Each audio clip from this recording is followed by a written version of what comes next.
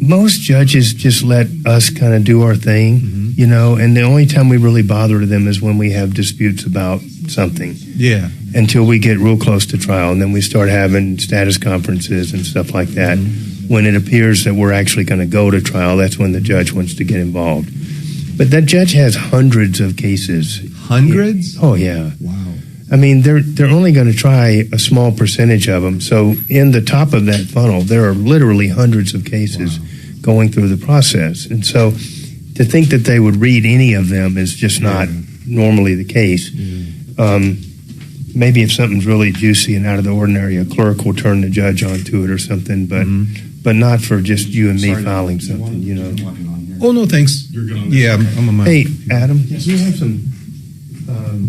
I might have my little book with me. I was going to say, I probably need something to write on here. I was about to say, I can go get some blank paper if you want. Do you have some regular sized blank paper? Yeah. I'll go get it, Adam, because you've got a lot of... You have some, like, some 32-pound extra white... I'll grab some papers.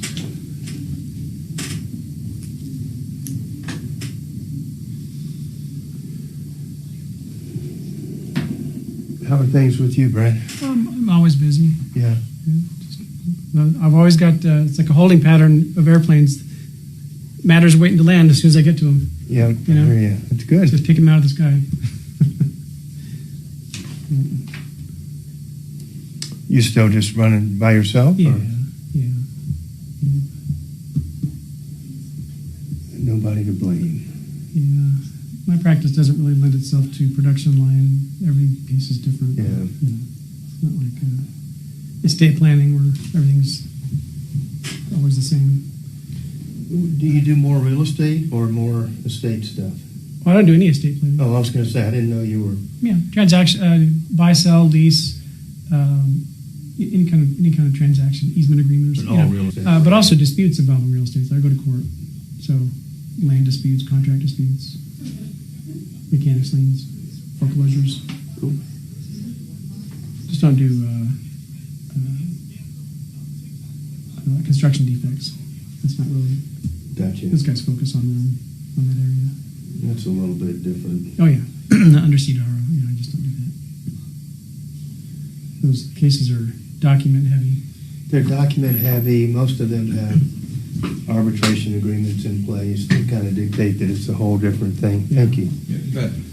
And one of the guys that I worked with early on, in fact, I don't even think I was out of law school yet, was named Ty Holt. Do you know Ty? Mm-hmm.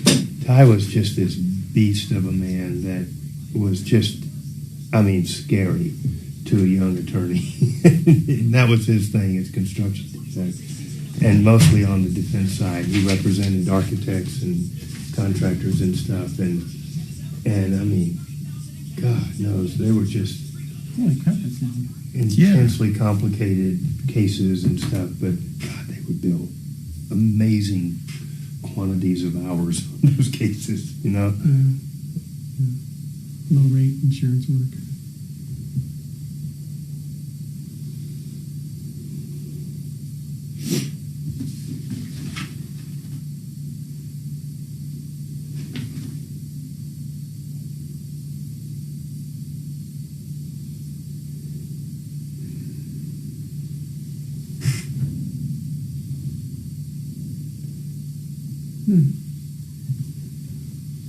This is Oh, son of a bitch, are you kidding me? I turned it all off.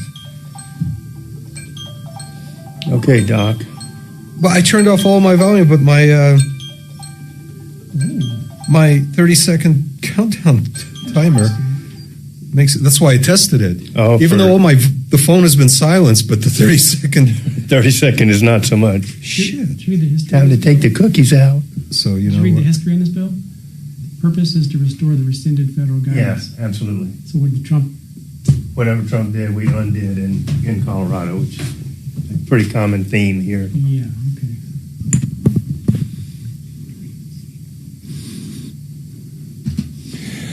Hey, good morning. This is not Tom Martino. This is John Fuller filling in for Mr. Martino and Mr. Mark, who are both out today.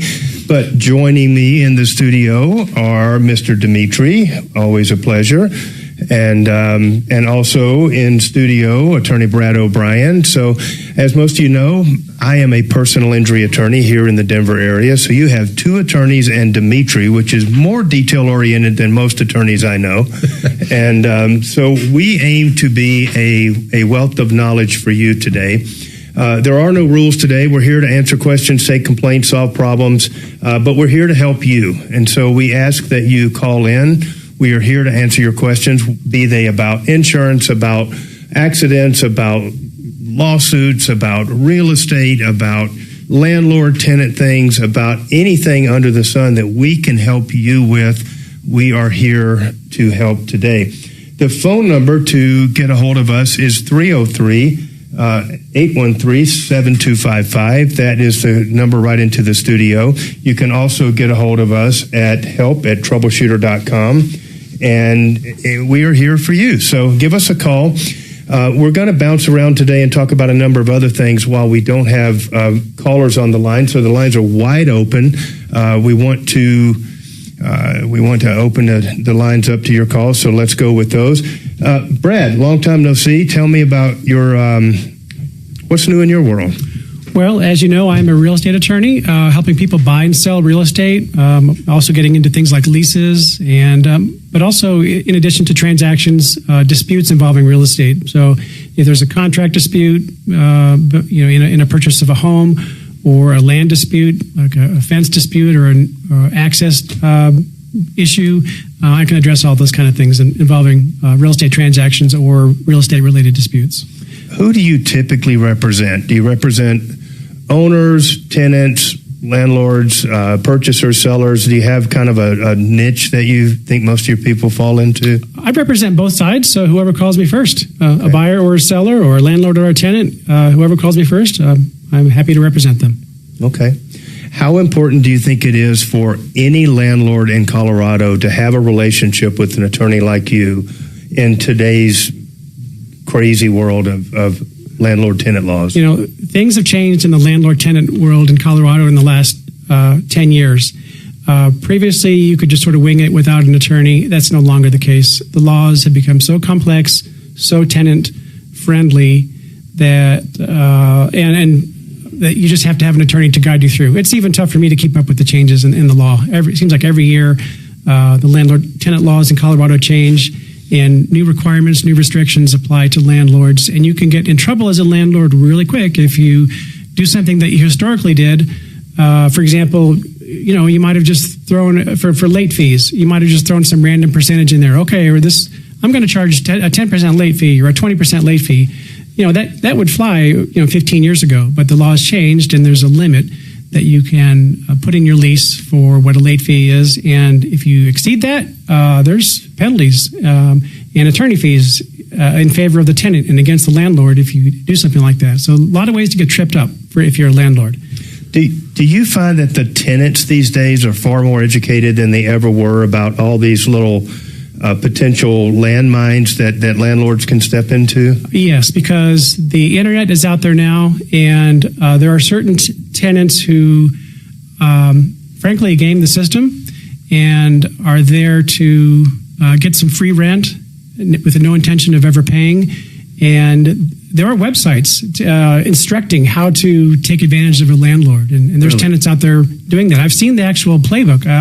One tenant who was doing this accidentally sent their outline that they downloaded from the internet about how to take advantage of the landlord and get months of free rent by tying everything up in court. Accidentally sent that to our side, just their game plan, and that's something. It's out there. So were you able to take advantage of that?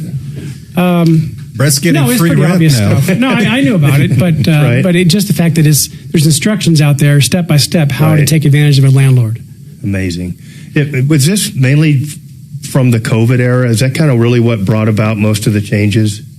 No, the changes actually started before then. Really? Things changed in the Colorado legislature since 2015, where, in fairness to tenants who were being taken advantage of by landlords, because there are landlords out there who were doing things like illegal evictions, lockouts, and not giving tenants the number of days notice that were required for certain things. So there were certain protections enacted in the law. Right. Okay. Last 10 We're going to years. get back to that in a little bit more detail. Let's quickly go to the phones here. We have Nikki on the line here to talk about an issue from yesterday with her plumbing and insurance. Yeah, What's going John, on, let Nick? me bring you up to date on with that call. Nikki called us pretty close to the end of yesterday's show. And to kind of encapsulate it for you, she lives in Denver. She has a house, and this house, she has a warranty. She bought her a service agreement to fix or replace the sewer service line if it ever goes bad. And as you know, that's a pretty expensive kind of a project. Well, a few months ago, it did go bad. Sewage backed up into her house. It damaged the house, caused all kinds of problems, including poisoning her dog. And Nikki she was having problems with getting her insurance company to cover the costs, the mitigation and the repair costs to her house. Because, as Nikki told us, Nikki's insurance company indicated they're waiting for some kind of a report from the plumber. Now, we didn't have enough time at the end of the show to kind of dive into what this report is, so we did ask her to come back this morning and kind of fill us in on this. Nikki, did I summarize this pretty accurately? Is there anything important missing from what I just told John? Yeah, I mean, I think the biggest problem is that because we have the service line warranty service, we have to use their contractor, who is Cronin Plumbing, and we're at the mercy of their schedule, and they have no sense of urgency. They're not great communicators. They did replace the sewer line, but they were negligent and left human feces on the property, which my dog consumed, which ended up having THC in it because I take those edibles to sleep at night. So he got really sick. He's fine, but it's just been a rough road, and they still have not come back to resolve the issue, to finish the job, which is jetting the line. And now they're not calling me back. They're not answering their phones. They were supposed to come today. They're not telling me when they're coming. They have completely stopped all communication. Now, Nikki, if I remember right, the what's required to complete the sewer line service, which apparently is covered by this warranty company of yours, Cronin Plumbing, replace the broken pipes, and what they have to do now is come back to jet the rest of the sewer line. Is that right? And it wasn't the pipes inside the house. It was the sewer line that was offset, and so it was backing up. So they did replace that, but they realized when they did it, there was still like a soft clog. Right. So they're going to come back aren't they supposed to come back today to jet your pipes? They are. Okay. They are, but they're not answering my calls. They won't give me a time window because I have to go back to the property and let them in. And so far, it's been radio silence. Okay. And I think the second issue you're having is your homeowner's insurance, not the sewer line warranty company, but the actual homeowner's insurance is waiting for you to get some kind of a report from the plumber before they cover your damages. Is that did I remember that the right way? Yeah. So the homeowners is just waiting for they're not going to cover the sewer line part of it, but in order for the water mitigation company to come and start their work where they demolition my bathroom because I have water damage. That's really when the coverage kicks in. But the the plumbers were supposed to send a report, and apparently this guy just sent incomplete pictures. He didn't send a full report. And I've talked to the guy at my homeowners. He's very easy to communicate. There's no disconnect in what he's telling me, and I keep trying to urge this guy to send it, and he's just not giving them what they need. Now, Nikki, did your homeowner's insurance assign an adjuster to this, and has the adjuster come out? Yes. Has the adjuster come out to inspect your property? No, it's all been remote. So they do everything via an app now. So I took like 360 pictures of all of the water damage, and really that doesn't say much. The whole story is when they demolition the bathroom, it's the water damage, that the pictures of what's happened underneath that George from the other place that's doing my water mitigation, once he provides that, it goes in, but he's with So I don't know. is the only restoration. It sounds really odd because typically the insurance company would send an adjuster. The adjuster would eyeball the damage and either approve your claim or deny it in whole or in part. But what insurance company is it that doesn't even want to send an adjuster out? Liberty Mutual. Oh, well, listen, we can help with that. X, could we get Brian Burns from Compass Insurance on the phone? He works very closely with Liberty Mutual. And Nikki, I have a feeling he's going to be able to kind of short circuit this report thing and tell us how you can actually go forth with your claim from Liberty Mutual without any undue delays. I would love any help you can give me. Yeah. Thank you. So, do you have time to hang on while we get Brian? And he was here yesterday. He's quite familiar with your case. You may recall he weighed in on it a couple of times. So he's going to be super helpful for us. Okay. All right, Nikki. So hang on the line. We're going to take our first break here for just a couple moments. We'll be right back. Sarah, you'll be up next. We'll get to you in just a moment.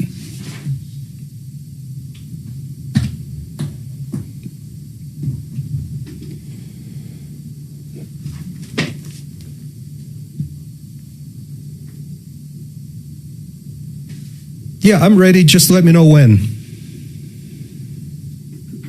You're going to do Compass's I'm ad at your right disposal. now. And speak Okay. of the devil, he's here on the line.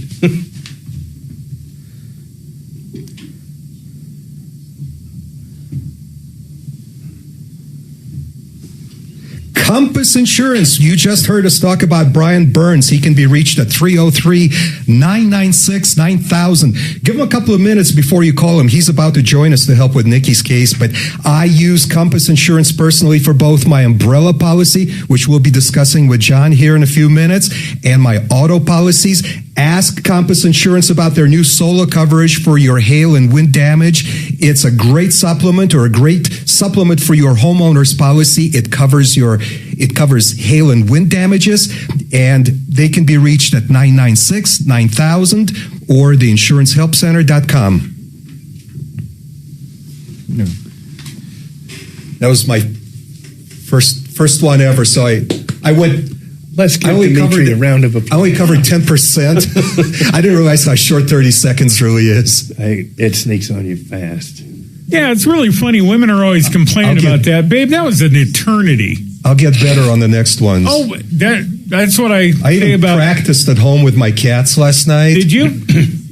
I bet they were excited about that. I don't even want to comment on that. You know? At some point, if I lift my leg and start licking, you'll know that I'm just... Yeah, if Shannon starts licking and rubbing up against you, you got problems. Purring at you and stuff, you know. It was 2 weeks ago. We got past. Isn't that crazy, though? It's not even effective till August. That's kind of like the, codifying the abortion legality in the Constitution. Okay, I'm offline now. As soon as the feds did whatever they did, Colorado. Okay, thank you. Everything's reactionary. Wait, 30 seconds went by too quick. All right. But I know how to trim this. You can make it up to her later. Yeah, I'll totally trim this now. These are all my notes for all four, and they're... Well, you'd think with the weight of the paper, you would have been able to stretch that out a bit. So what is the King Soopers gas discounts trick in the notes? Is that something... So oh, my God. I don't know why it's still on there. Delete it. Now that on there for everybody's... weeks. I have no idea what it means. I was Are we joking offering with points Tom. or something? Or I was joking with Tom and said I met a woman at a bar last night and she gave me her number. I immediately on the way home stopped at King Soopers and used all of her fuel points. Hey, John. That was all I was in it for. And you wrote it down and never talked about it. That's what did I fine. call you? No, Great it joke. says on their O'Brien. Oh, it's solid. It's so funny. On their screen. Did I call you Brain? No, you didn't. Oh. Yeah, O'Brien. I've got it on You my told own. it. I little really thing thought that's something you did. And just I figure out about really, services. I was like, yeah. Well, I was trying to sell it. of Mr. course. O'Brien. Yeah, it's We have a really important expert today. And OLSlaw.com. So are they also both them? I don't know, was John doing the Lenny Lives or no? No. Right here in my little trusty iPad. The keeper of the information, you know.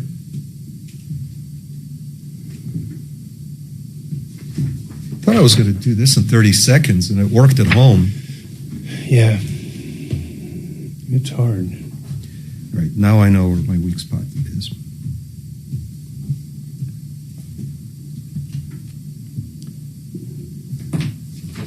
Right, did you feel this paper? This is my stationery. So Shannon, just like in the past, just kind of wave me down if you need to.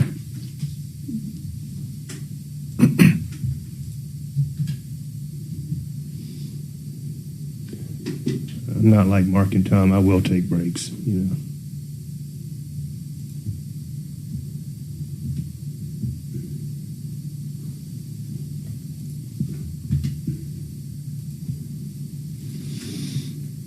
Yeah.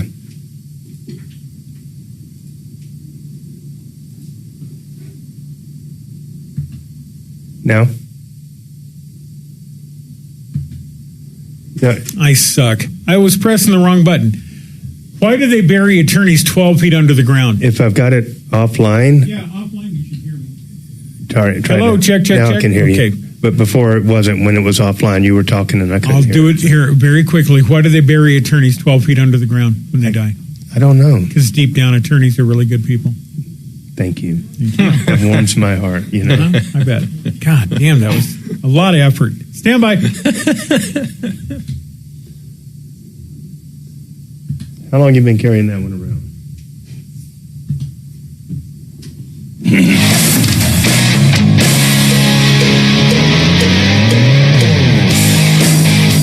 All right, good afternoon. John Fuller here, getting back to you at the Troubleshooter Network. We are live in studio with the esteemed Dimitri and attorney Brad O'Brien, which is, you can reach at olslaw.com. That's olslaw.com. He can also be reached at 720-370-7388. We've got a couple callers on the line. We're going to go back to Nikki here in just a moment. We're waiting for Brian Burns to join us from Compass Insurance, and when he joins us, we'll go right to Nikki, so hang on the line.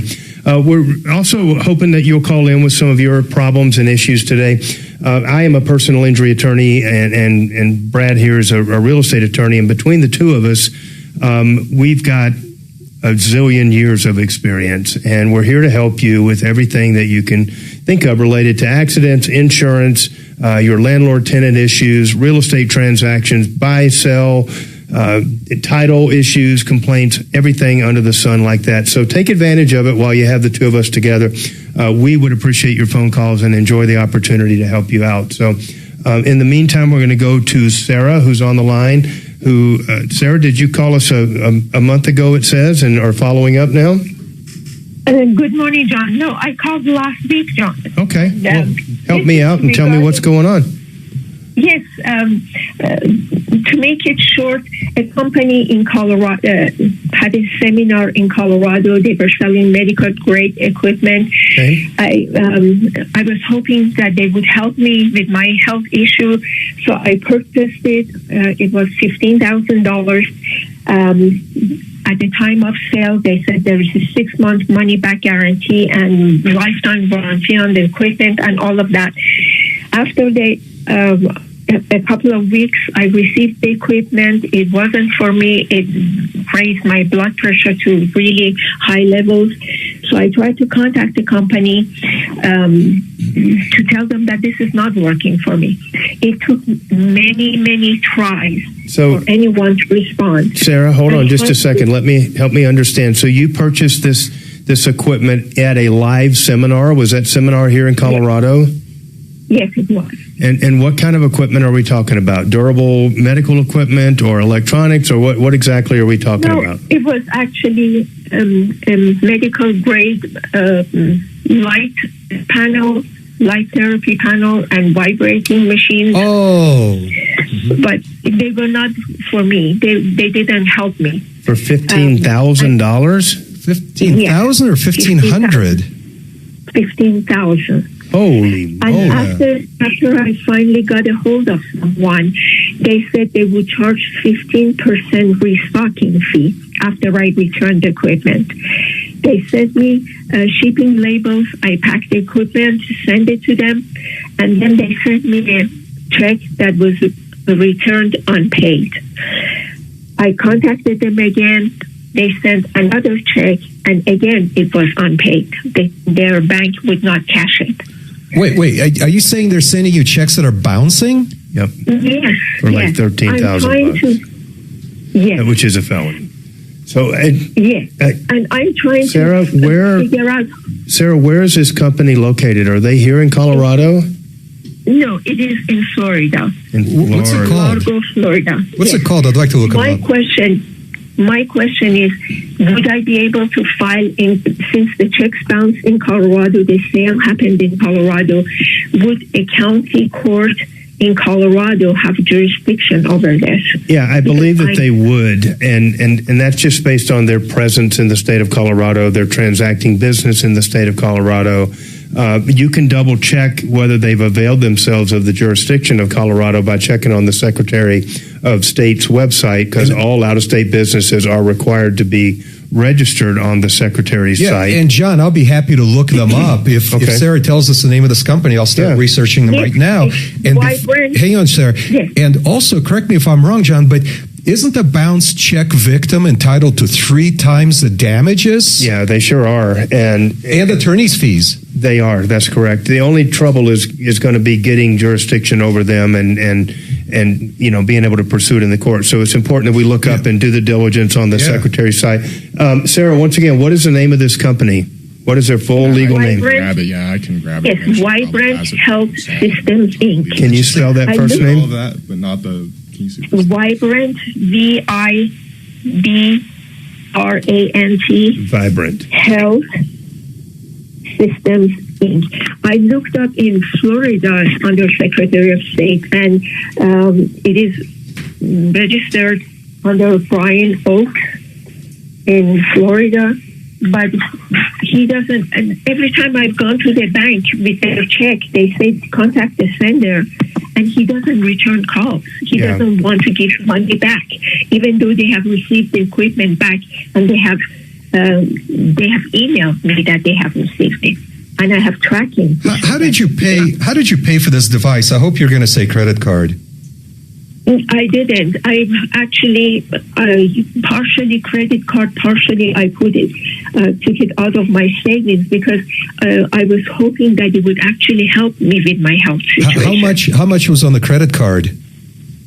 About 12,000, and some was on credit card. Oh, you're actually, almost. It was on a debit card. Sorry. Oh, it's on a debit card. It was on a debit. Look, you got to file a dispute with your bank now. Absolutely. And John, here's why I say that. But that was John, what? That was back in March. It may not be too late. It may not be too late. John, here's why I say that. It is common knowledge that if you're dissatisfied with your purchase, you can dispute it on your credit card. Now, what a lot of people don't know is that you can also dispute it with many debit cards as well. Okay. It's really up to your bank. Now, I have a debit card which I use, and you made fun of me before for that same reason, but I did check with my bank. In fact, I got a pamphlet from them when they printed out my debit card, and it's subject to the same protections that a credit card would offer. So, Sarah, the first thing you got to do is go to your bank and see if this is the kind of dispute you can file over there. Now, John, I'll keep. That was only 12,000. Well, 12,000 is still the bulk of the purchase price. I mean, the beauty of 12,000 is, what is your refund check in the 13 range, or? They have sent me a check for $12,750. Yeah. Since they're playing games, John, I want to go to the court and ask for terrible damage. Well, I understand that, but at this point, I would have to tell you, if you got your money back, you should consider yourself extremely lucky. I mean, that's a huge purchase for this item, and the fact that they're even willing to entertain taking it back, even though they're writing you bad checks, is a step in the right direction. So if I were you, my goal would be to get my $12,000 back any way that I can. The problem you're going to have is, even if you go to court and you get a judgment against them, you're trying to collect from the same company that's out of state and that's been writing you bad checks. So there's no indication that you're going to ever be able to collect a dime from these people. I mean, a judgment is just nothing but a piece of paper, and then you have to do all the legwork and the hard work to go to Florida and domesticate the judgment down there and then try to collect on it. would that be the case even though their bank is a national bank? It's Chase Bank? It's still going to have to be pursued in Florida where that company is located. So, and unfortunately, John, the Colorado Secretary of State's website is malfunctioning right now. Oh, so lovely. I can't, and I've had this experience with them quite a few times, so I can't look up right now if they have a registered agent in Colorado. But this is a well-known guy. Tom Martino is actually familiar with him. Yeah, Brian Ox operates Vibrant Health Systems, and they also go under the name Vibra Tech. And trade show sales, that kind of stuff of this red light therapy. Have we dealt with them before? No, this is the first I recall. But I'll keep researching whether or not they have a registered agent here. But in the meantime, she needs to drive straight to the bank. I think that's really the advice that we have for you, Sarah, is I would call your credit card or your bank immediately and attempt to dispute the charge on it for the full $12,000 that you put on the card. And you can tell them all the other information, but absolutely file that claim. And if they're able to reverse that in some way against that account and that business, you're almost as good as you could ever be without having to go through the hassle of going to court, perfecting service of process against them, and everything else. If they're not registered in the state of Colorado, you've got an even bigger challenge, and that's to get jurisdiction and get service over them, and then convince a judge that jurisdiction is proper over this foreign entity. And I think you'll prevail on that, but it's an extra several steps that you'd have to go through to get the green light to go forward on your single bad check charge here in Colorado. And in all likelihood, I would guess that they probably default judgment on it, and you'll get your piece of paper. But if you can collect anything out of the dispute process on your credit card, you are way better off in this world to do that. And John, correct me if I'm wrong, but there's nothing to stop her from doing both. If she gets money back on her debit card, she still has a completely separate claim against Brian Ox for the bum check. So as a hobby, at least, she can try to sue him and see if she can get a judgment for damages for the bad check, right? That's a good point. I think you could probably do that. So, Sarah, does that sound like a plan for you? Yes, but I doubt very much that I can do anything with the bank, because at the time of sale, I had to call the bank and ask them to release that amount of money. Yeah, but that's fine. That's just because your bank has limits on what they'll do without calling and talking to you directly. So that doesn't change the fact that there are issuer protections in place for MasterCard and Visa cards, even if they're debit cards, that will provide some protection against fraud. And so even though you fully intended to purchase this product, which you did, and if it had worked, you would have kept it and been a happy camper. But for the fraud, it was a completely legitimate transaction. So I don't think that really changes the fact that you need to call the bank and put them on notice and file a complaint about the fraudulent transaction and see what protection they can offer you. And then, by all means, we will continue to look here and see what we can find out about whether they have a registered agent in Colorado and whether, the pursuit of that in court would be an easy or a hard challenge for you. Yeah, and I'll continue to research this company in the background. But, Sarah, once you talk to the bank today, can you call us back and let us know what they said?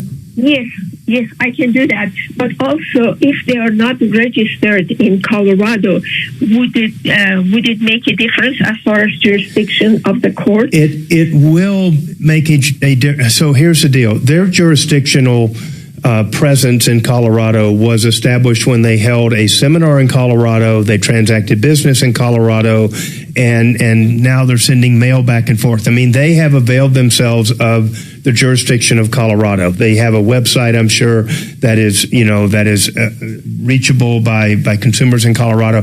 I don't think you'll have any trouble getting jurisdiction over them. But if they're not physically here and they don't have a registered agent in Colorado, you will have to fight that battle. You will have to assert the grounds that make them subject to the jurisdiction of the Colorado courts. You will have to serve them and satisfy all the venue requirements through Florida to get service on them for your Colorado suit. So the first step is always to see if you can go the easy way, which is to see if they do have a registered agent here in Colorado, and are subject to being sued here without you having to go through all those steps. So Dimitri's going to check into that with the Secretary of State, and we'll find that out, and we'll go from there, okay? Sarah, I appreciate the call. Best of luck to you, and I hope you can get some relief from these people. We're going to go to another break. We'll be right back.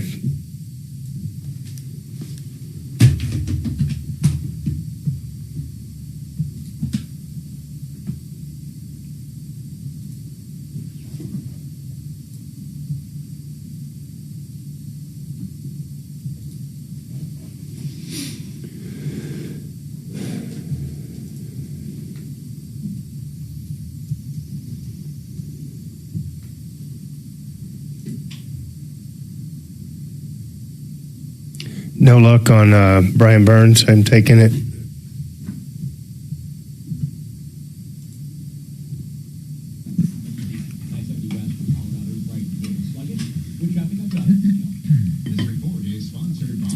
Yeah, that Brian Oakes looks like a scammer. He just so too well groomed. I don't trust people that are too well. And are you hip to some of the numbers that she spent just on the seminar? No. What were you saying on the receipt there? So I was looking to actually get a ticket for the seminar to see the prices. Starting, it's $500, and it goes up to $1,000 for VIP experiences. Do they have another one coming up in Colorado? Let me see. Is that the Biohackers World? Yep, Biohacker World. Yeah, they don't have one listed for Colorado. Oh, I was going to say you could get service Awesome on to them serve then. on the stage. Brian Oakes, you're served. Yeah. Can't you get someone from a different state to serve someone? Well, you can serve them, but you still have to assert that the Colorado courts have jurisdiction, and you'll have to lay out the facts that give them that, and they can dispute it and stuff and have a hearing just on jurisdiction. The courts can't do anything until they're convinced that they have jurisdiction. So that would be the first step. That makes sense. Okay. Can you bilk them out of millions with a hospice fraud? For sure. Oh, okay. All right. Yeah, that's part and parcel of it. That's paragraph 1. Oh, okay. Turnabout is fair play? Yeah.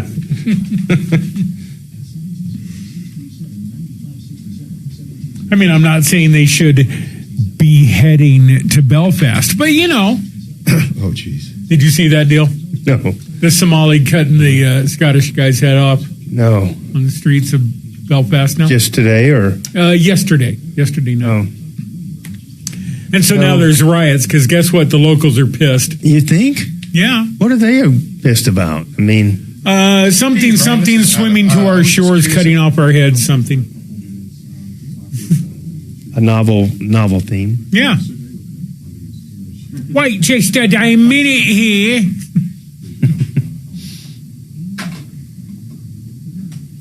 Did you get your boy? Get your boy.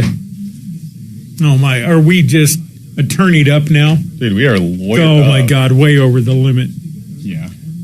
One attorney over the line. Adam, was No such thing. was Brian from Compass available? He's on hold Yes, now. I just got him. Oh, thank you. Oh, great. Right on, right on, right on. Take your time when you get him on the line. Mm-hmm. He's not going to mention the poop log, right? Oh, I hope so. I hope he does. Poop log. My dog ate a poop log. The poop law, is that what you said? She said yesterday, poop log. Yep, poop log. Human feces log. She's Is marijuana actually secreted think into so. your... That's what I was talking to Shannon about because I read that it needs to be heated he in would order know. for it to activate. Well, it. just $20 says the dog, pounded all the gummies on the coffee Oh, table. for sure. But That's not, what happened. I mean, come got on. high off my poo.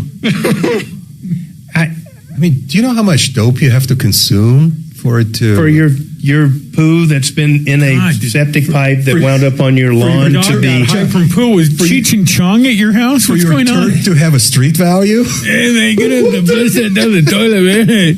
Go on, Come man. on. She can't hear us, can she? No, it'd be funnier, though.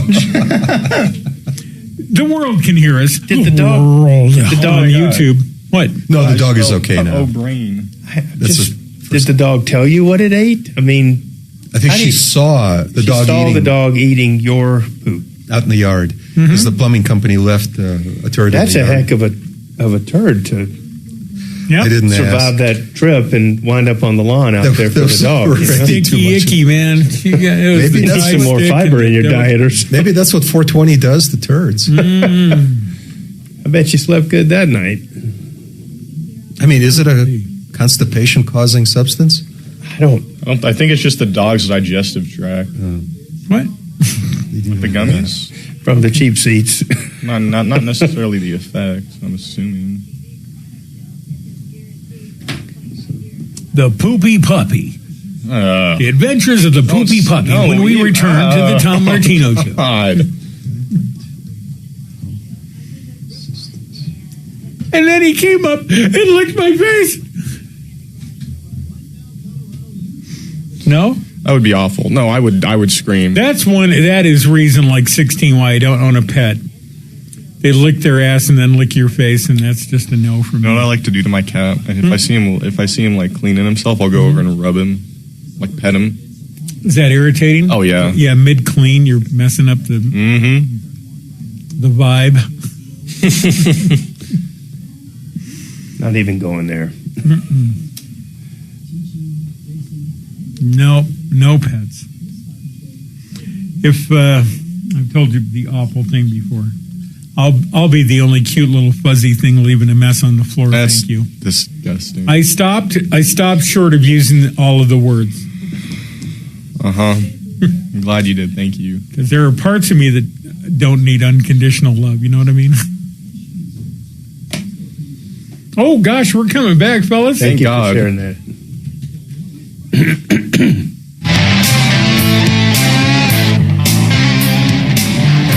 Hey, John Fuller here, back on the Troubleshooter Network with Brad O'Brien with O'Brien Legal Services, and Dimitri here live in the studio. We're here to help solve your problems, take questions, solve problems, take complaints. We're here for you. We have a wealth of knowledge on everything from personal injury, accidents, insurance, real estate, landlord, tenant, the whole 9 yards.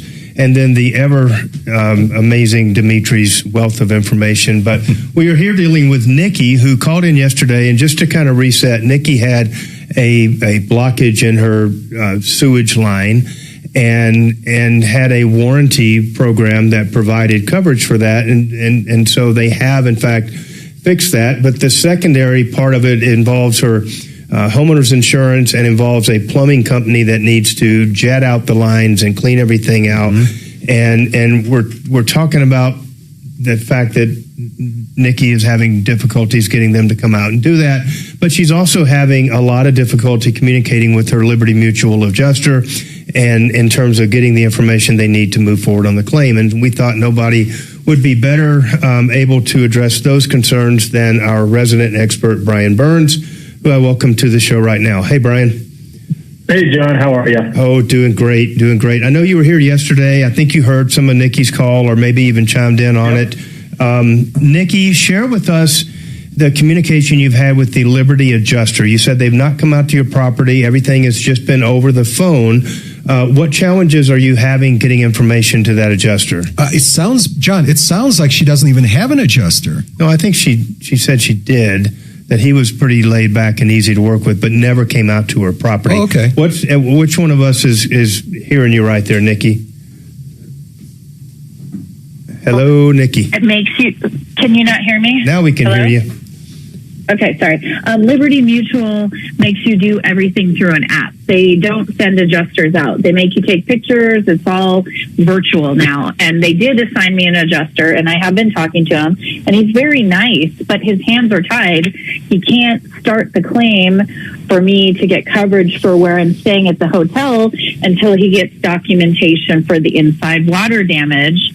And the water mitigation specialist can't begin their work until the plumbing sewage line is resolved, because we don't want the water backing up and damaging the brand new work, that's been done in the bathroom. So we're all just waiting for Cronin Plumbing to do their job. And I did get some communication while I was on hold with the manager, Jason, and he said that he said that somebody fell off. It's always something with them, that somebody fell off the roof, which is terrible. I feel bad for that person. But now they're not coming out to jet the line until Friday. Okay. Hey, Brian, I think the crux of the problem here is that Liberty Mutual, it sounds like they won't start paying for her hotel and they won't accept responsibility for paying for the repairs to her house until they get some kind of a report from a plumber. Have you ever heard of such a thing? Couldn't they just send their adjuster out so he or she can see with his own eyes what the problem is and then accept responsibility for it? What do you recommend? Does it sound like this is what's going on? And if so, what can be done to kind of get the plumber out of the loop? Well, I know. I mean, it does seem like they should be able to send an actual adjuster out, and he's saying that that's just not possible. I do think, if she's feeling like she's not going to get anybody out there, like this person's going to keep on delaying. I mean, she could get a plumber out to give a loss condition, something that shows proof of loss. I would probably push back, or if you're living somewhere else, are you just worried that these bills are compiling and you're not able to afford it? I'm imagining that they're going to backdate when the coverage is going to start as soon as they get the proof of loss. Are they saying that? Yeah, yes. And, we moved into the hotel last Thursday because my dog and I started to show signs of sickness from inhaling whatever was in the air in our house. So we just left, and I've been putting it on the credit card. But yeah, I mean, it's not cheap to stay at a hotel. So yes, I would like to make sure that we're not going to be on the hook for all these charges. It's understandable anxiety, right, Brian? Yeah, totally. Because, as much as I think they will end up having to pay for all this, it's very difficult to just fork out this money without knowing that you're going to get this back. So I do understand that. Will he confirm? I mean, is he saying, hey, as long as this is truly water damage that was caused, that yes, we're going to pay for that? Are you even able to get that much out of him? No, he's being very careful about what he says to me. They said they can't approve the claim until they get the documentation that they need, basically. So he's sort of just saying, like, we haven't approved it yet, and until I get the documentation, I can't say yes or no. And Brian, the documentation is supposed to come from Nikki's own plumber, but this plumber is less than reliable, at least in the context of paperwork. So it doesn't seem fair for the insurance company. Yeah, I agree. I would push hard against this claim adjuster. I mean, this shouldn't be your responsibility to get a plumber out there to look at the damage. They should be doing this. So, that's ridiculous to make you rely on yourself here. Yeah, I mean, if they need a plumber's report, they can send their own plumber somebody out. Yeah, they could absolutely do that. So how do we politely put a little bit of pressure on Liberty Mutual to actually, start being more proactive in this matter? Yes. So, can you ask for a claim supervisor? That's where I would go next. Okay. Yes, I can do that. I haven't done that yet, but yes. And Nikki, I can put something together of what I would actually state to that claim adjuster. Why don't you give me her email off air, and I'll send something to you that I would send to a claim supervisor to try to get this moving. Oh, that's great, Brian. Thanks so much. Compass Insurance. That is just awesome. Yeah. Thank you for your help. And I think the moral of the story is the people at Cronin Plumbing have been treating me like I'm acting like a crazy person, and I don't like being treated like this. I'm just asking them to do their job, and they won't even talk to me on the phone now. They only text me. Mm-hmm. And so Liberty Mutual is just stalling. It's just like, it's been so much work, and we pay for this insurance, and I think we should get the coverage that we need. Oh, especially in a high-stress situation, like there's damage to your house, the damage hasn't been repaired, you're stuck in a hotel, there's anxiety of how much is this going to cost me, and is Liberty going to pick up the tab like you feel they're supposed to? Hey, do us a favor. After you and Brian talk and put together your game plan, talk to this adjuster's supervisor and mention to the adjuster that, hey, the Tom Martino Troubleshooter Show is waiting for an update from you. Okay. All right, so Nikki, hang on the line. Brian will get with you in just a moment. We're going to take a quick break. We'll be right back.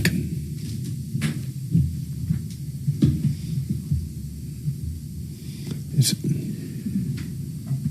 all Dimitri's fault. Shannon, could we keep Brian on the phone for a couple of minutes so that we can get his contact information and plug his company after the break? Oh, cool. Thanks a lot.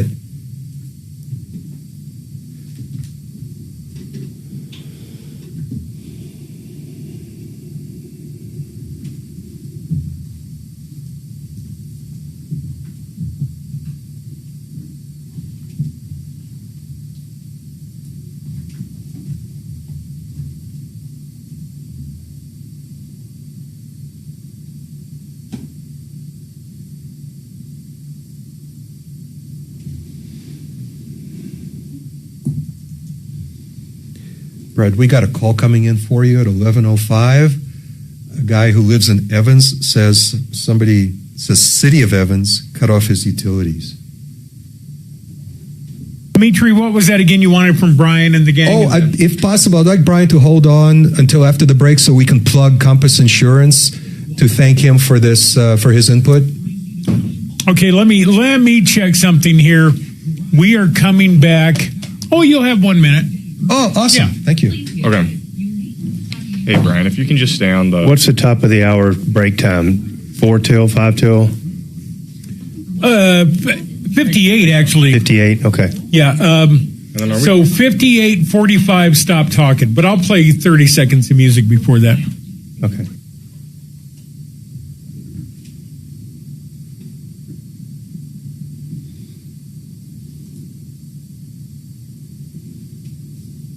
And we're done with her, right? Mm-hmm. Okay. Yes. Thank you. And who's somebody? I don't know. Are we giving that to someone? Are we? Or does she need to respond to us? She needs to. No, she's going to talk to Brian offline. Oh, okay. Thank you. And I'm going to talk to Brian to help plug his company as a thank you.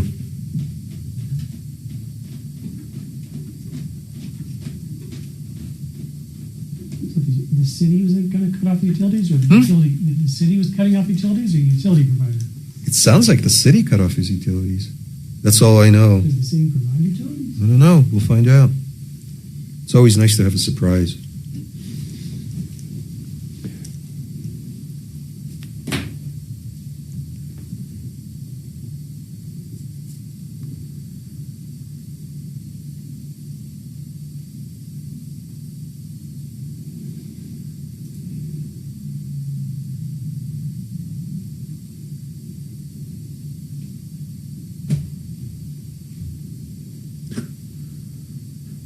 Michael Brown said, I was listening to his show a few weeks ago. He said after the Martino show, the studio smells like a gymnasium. God, yes. Oh, he's absolutely right. Yes, I was like, that's testosterone, dude. Well, yeah, no, it's nice. Listen, especially I'll given I'll let him know the advanced age of most of the people in the room, Exactly. there is definitely There are times where this has gotten funky in this Oh my world. God! Okay, and I'm thinking of one particular person. Yeah, we that, know the yes, the that- crypt keeper. Yeah, Yes. but still, And I mean, no, it's that is. bad. There's no air. He was polite to turnover. say that because it's really about a dozen old balls is what it smells like. Tallow users. Well, I'm sorry. Maybe after Michael's show, it smells like wispy daffodils. But No. It smells like desperation and Louisiana on a hot day. and stale coffee. Yeah. No, well, it smells like the Ninth Ward still. Oh my God. No that's offense. awesome. Well, I love the guy, especially what he did in Louisiana. Love him.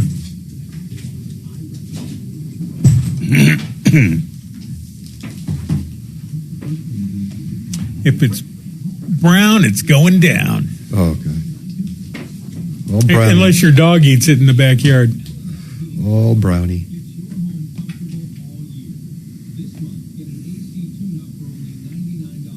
In here, I'm sorry I didn't hear you go to the caller. I was actually for Axe playing Robert Plant "Big Log." Remember that song from the '80s?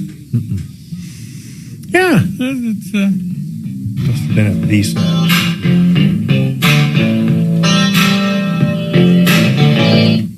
No?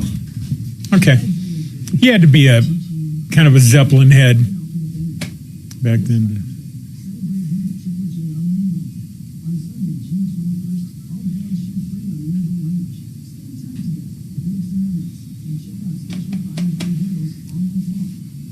Still about a minute away. Shannon, we're going to have in a couple of weeks, we're going to have a guest here who runs an aging management clinic, and she does a lot of testosterone replacement. So when she's here, and she also wrote a book about sex after 50. When she's here, do you have a sound effect with that boner sound? I'll make one. I'll record one in my van and bring it in. We thought we would use you as a guinea pig for. Oh, I've already had Rocky Mountain Men's Clinic stick needles in every part of me. God bless them, because it works. It works. After the medication, I could use that thing to fix a flat tire. I mean, oh my God.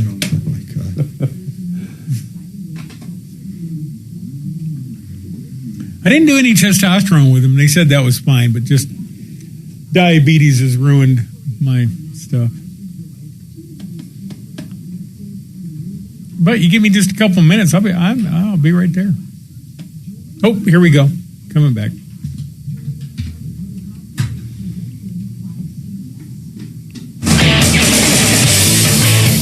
Brian Burns from Compass Insurance Group, 303-996-9000 or theinsurancehelpcenter.com. Brian, thanks so much for making yourself available to help us with Nikki's call, and thanks for offering to kind of coach her in the background how she should proceed with this claim at Liberty Mutual.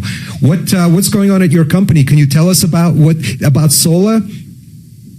Oh yeah, that's hail coverage. So with all this hail season coming in, it's a policy that you can purchase a certain dollar amount so that if hail hits over 1 inch in size and does damage, it will pay it out. So it's a really cool product that we've been working with Marc on. So. And Brian, if I understand it correctly, that doesn't go on your homeowner's clue report, so you don't get penalized by paying a higher premium on your homeowner's insurance in the future after making that claim. Is that right?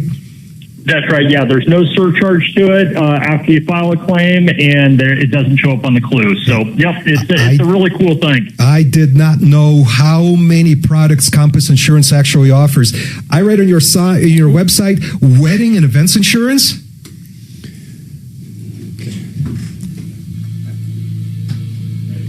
sorry, Brad. We had a break. Cool. Thank you, Shannon. I just didn't keep talking and then I couldn't hear the music. it was a forced one. No, I was on PGM. Number 2 or just the email? I'll be ding dang dang or pollywally doodled. Okay, perfect. I'll send that right now. Excuse me? Ding danged or pollywally doodled all the live long day.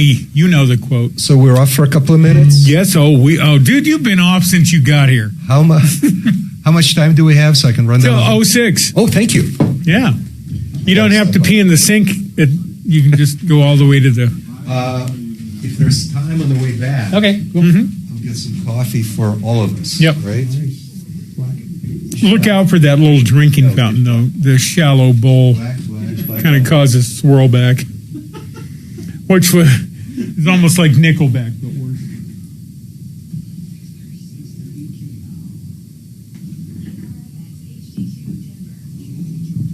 Why am I getting these emails from corporate? How to deal with difficult coworkers. God, I get it. I get it. Delete. Thank you. You see J.D. Vance's new chicken coop on Fox. That is a badass chicken coop right there. The whole building, Wow. Get out. It's got the little water catchment system and everything.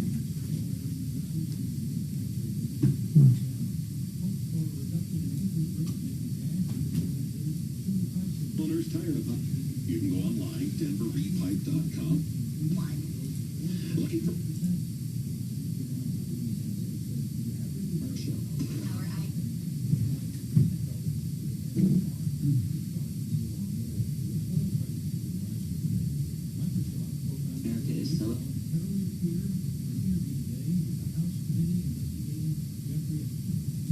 in studio.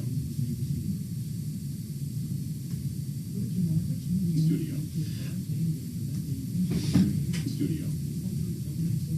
Hands on each. Without the new Mark Radio app.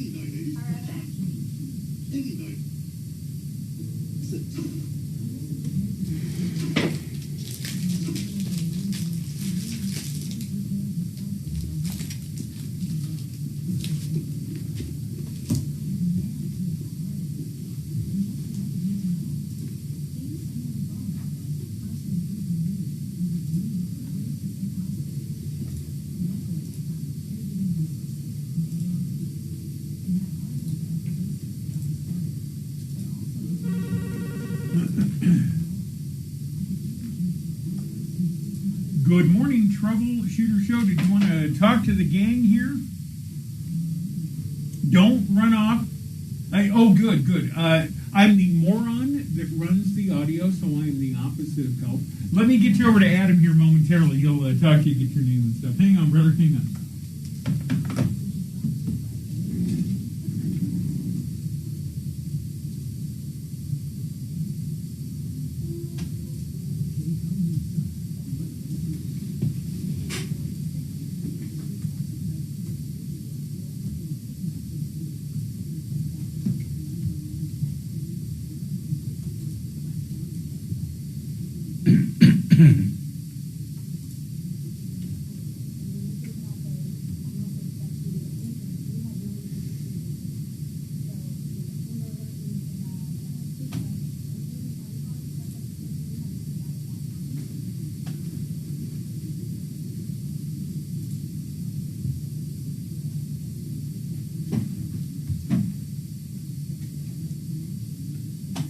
Yeah, new thing on two. Yeah, well, yeah. I think it's one of the Troubleshooter Show. Can I get first name? Okay. We'll help you out. The news just ran a story on the prediction markets that are trying to cut back on, generals being able to bet on in the know on a strike. I love that. I love that story. By the way, it's the best. But it's so funny. The Congress is concerned that they would be able to benefit from insider information. Hello, really? Hello, exactly. Nobody's ever done that before. I mean, I'm not brilliant. But I do try to be self-aware enough to know that when I say something that could be directed back at me, I should shut up. Yeah. Now, that whole thing is just crazy. I was reading an article this morning about it, and I don't know where the article is, just crazy crap that pops up on my phone. But this lady was talking about, these markets that get made in these minute little things that are like, whether somebody's going to walk to the left or the right after they leave the podium, or something. Just crazy stuff. And they'll make a market in just about anything, and how that people also will manipulate these little micro markets where you've got a total spread on an issue of like maybe $500 or something, and somebody can come along and bet $1,000 on it on one side and just totally skew the odds, right? And stuff. And it's such a fascinating thing. But the one thing that's sure is the guys that started that have made just billions of dollars. Good. They take a cut of like, I don't know, 4% or something like that off of everything.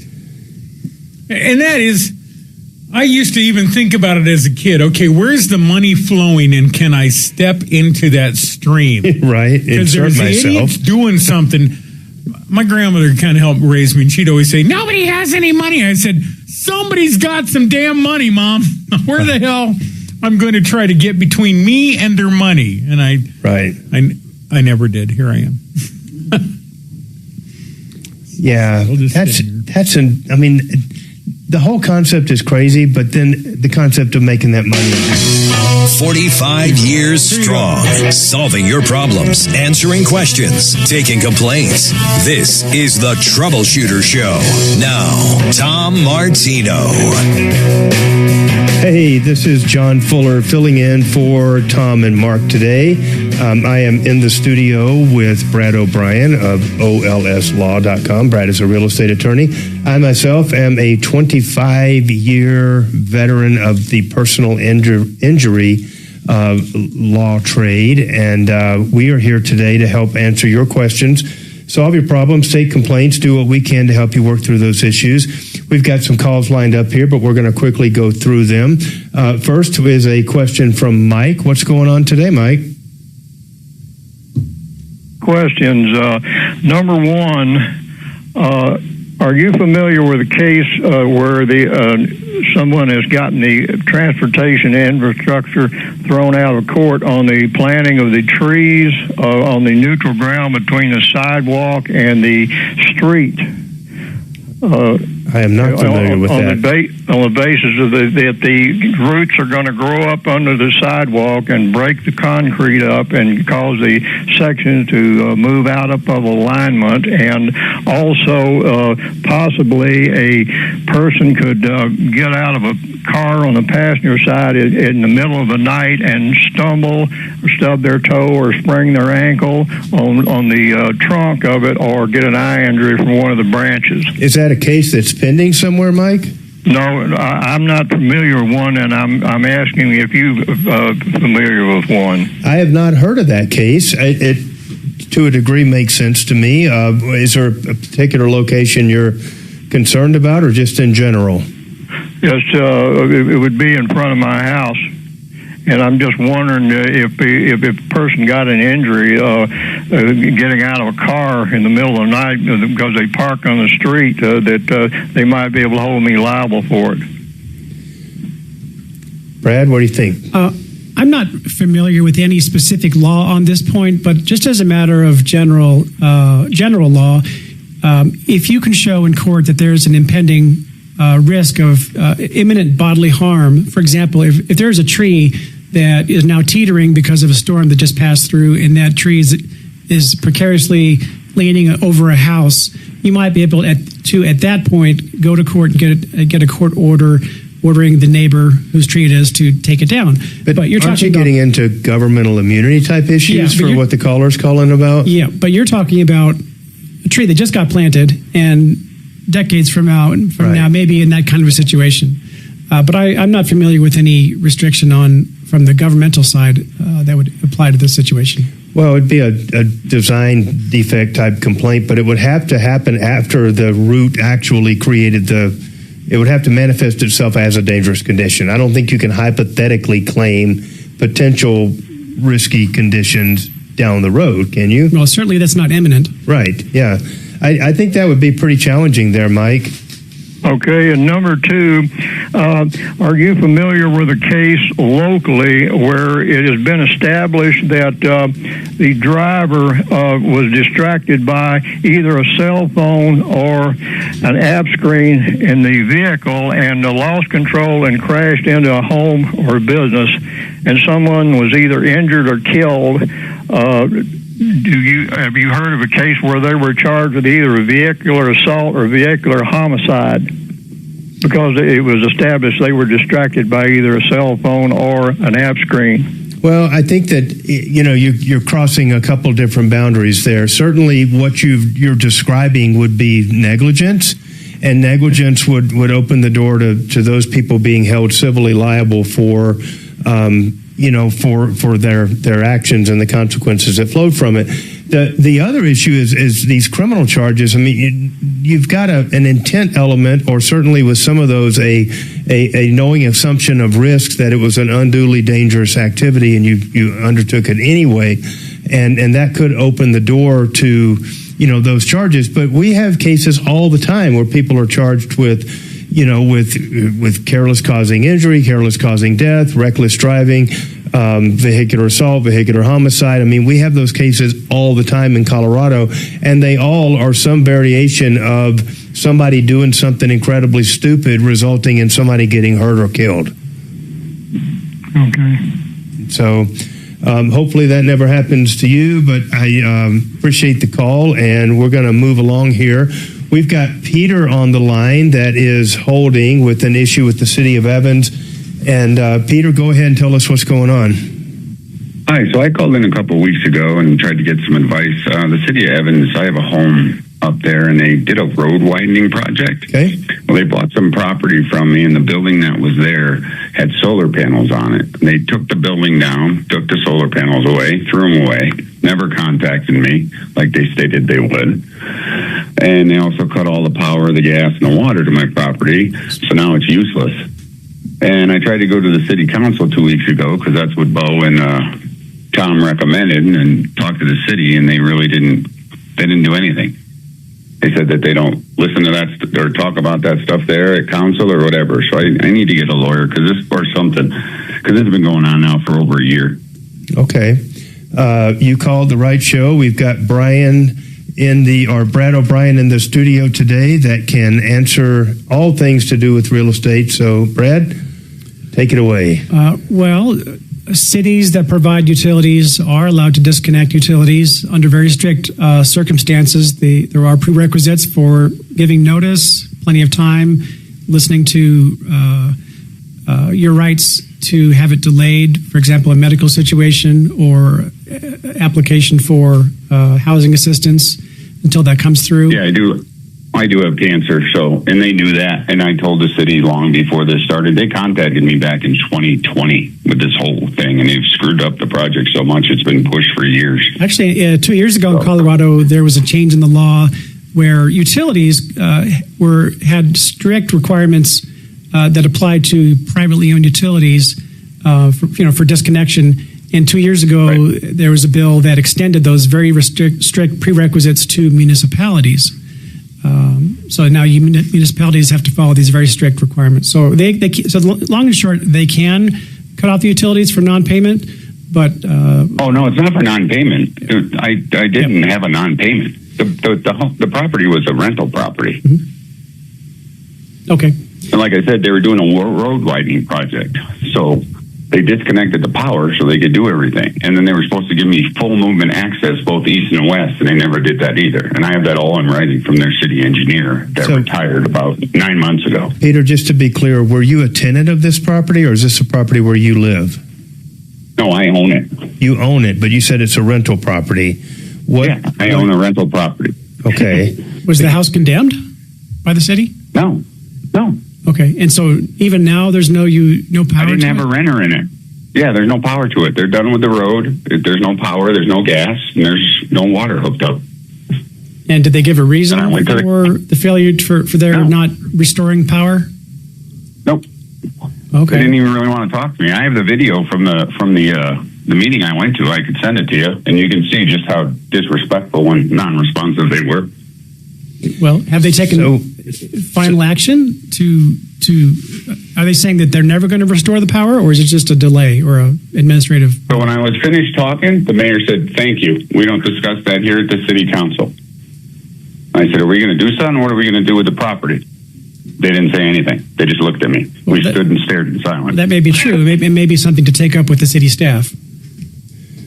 Well, the staff was there, and he said, "If the staff wants to take it." So this is a residential home that you owned, and the city, through this expansion process, has torn down part of your property, taken off your solar panels, disconnected your water and your electric, and it's just left you there with no recourse and no indication of an intent to hook it back up down the road. Correct. Plus, I was supposed to get a full movement access, both east and west, because I bought it as a investment property, and I have that from the city engineer, and they didn't do that either. And they said they weren't going to. So they said I would have to pay for that, and I have it in writing from them. Brad, is this the kind of case that you would consider litigating at this point, or what is the next step for this gentleman? I don't have experience with this kind of a case, but I'm able to suggest what kind of a case it would be and what kind of an attorney. This sounds like a condemnation case where they didn't expressly directly condemn it, but what they did had the effect of condemning your property and making it unusable. So your remedies would... It's in the county, so the city can't condemn it. And it wasn't condemned. No, I'm not saying that they had the right to do a condemnation. I'm saying that what their actions had the effect of causing a condemnation. A taking. Okay, I understand. Yeah. So your remedies would be to go to court against the city to either get injunctive relief, court ordering them to restore the utilities, and or damages. Right. Like I said, I'm a retired vet with terminal cancer, so I don't have a lot of money. So if you got any names, I would love it, because this is ridiculous now. I have to recommend just trying to find a very local attorney up there in Weld County, someone who's familiar with city entitlement issues like this. Okay. Yeah, I don't have a name for you. I think at this point, Peter, you're going to need to hire local counsel, and I would definitely recommend somebody local if you could, just because you're going to need to have somebody that knows the who's who and what's what and what's going on.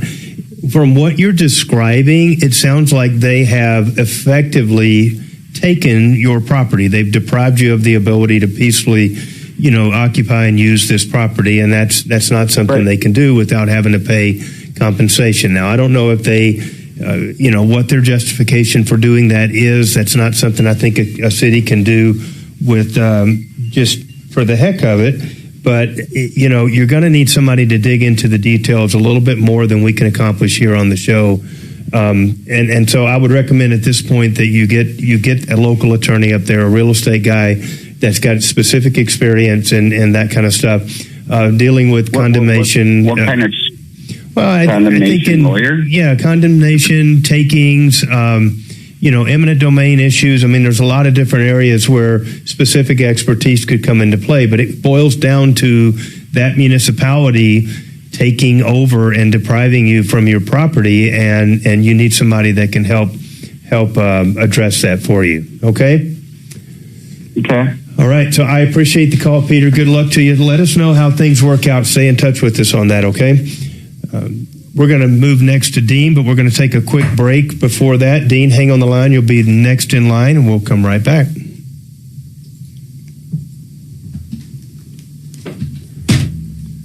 I just don't really believe everything you told us, Peter. But. Awesome. You guys know we have meat sticks now.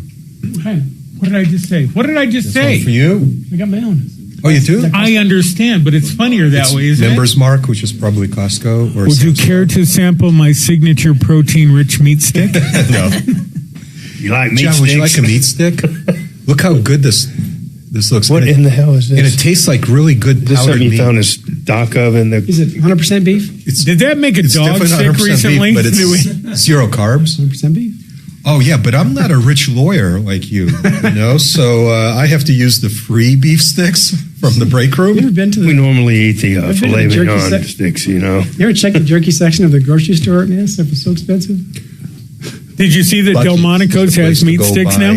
They have a whole department for bulk Oh, jerky. yeah. Right.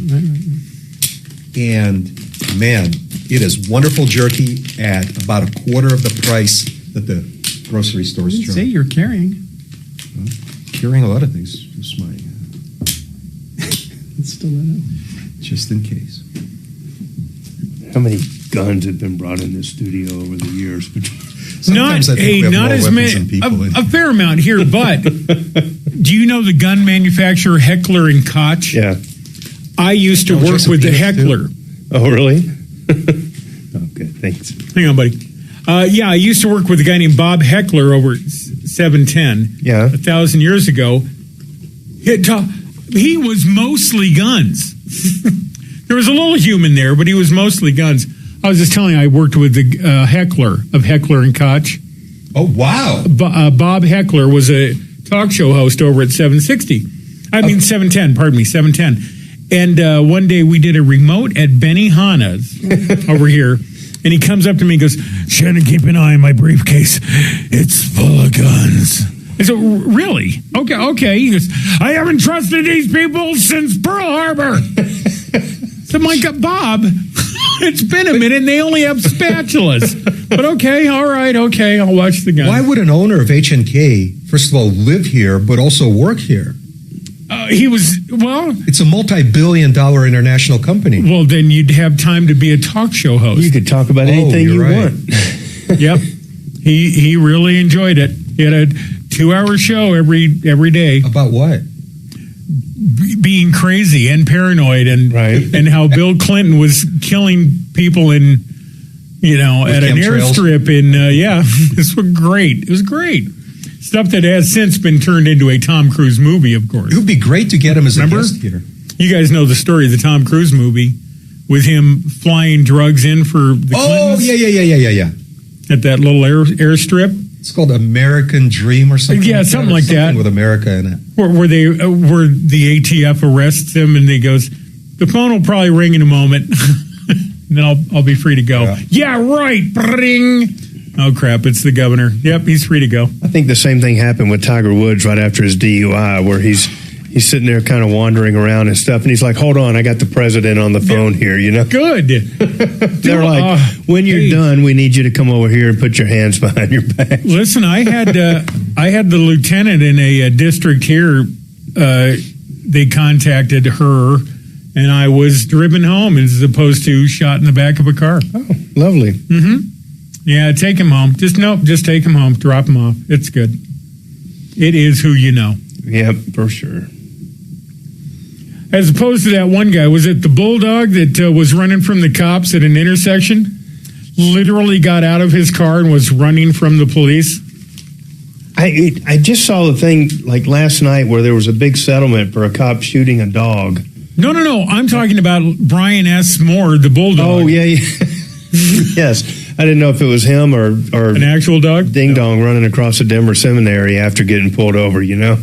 That's the one. Is that a great story? Sanctuary. Shut up, dude. Get back. Get back in the car. Be in the cup. Walk the line. Shut up. Just great. It's fun. Mm-hmm. 1 minute. How do you like the meat stick? I didn't eat it yet. It's sitting right here. I'll get it in a moment. It tastes waiting to watch and see if you guys are, survive for. Oh, I only brought one. I gave it to you. But next so time I'm the guinea pig. Yeah. If you don't turn green, I'll go get some more. Nice. It's got an interesting powdered meat texture to it. Lovely. But it's very flavorful. And it's not an unpleasant texture. Interesting powdered meat flavor. Mm-hmm. Well, texture. But a good, salty, meaty flavor. 0 carbs. I'll be darned. Right. It's good for you. Good. Orally. Here you go. Stand by.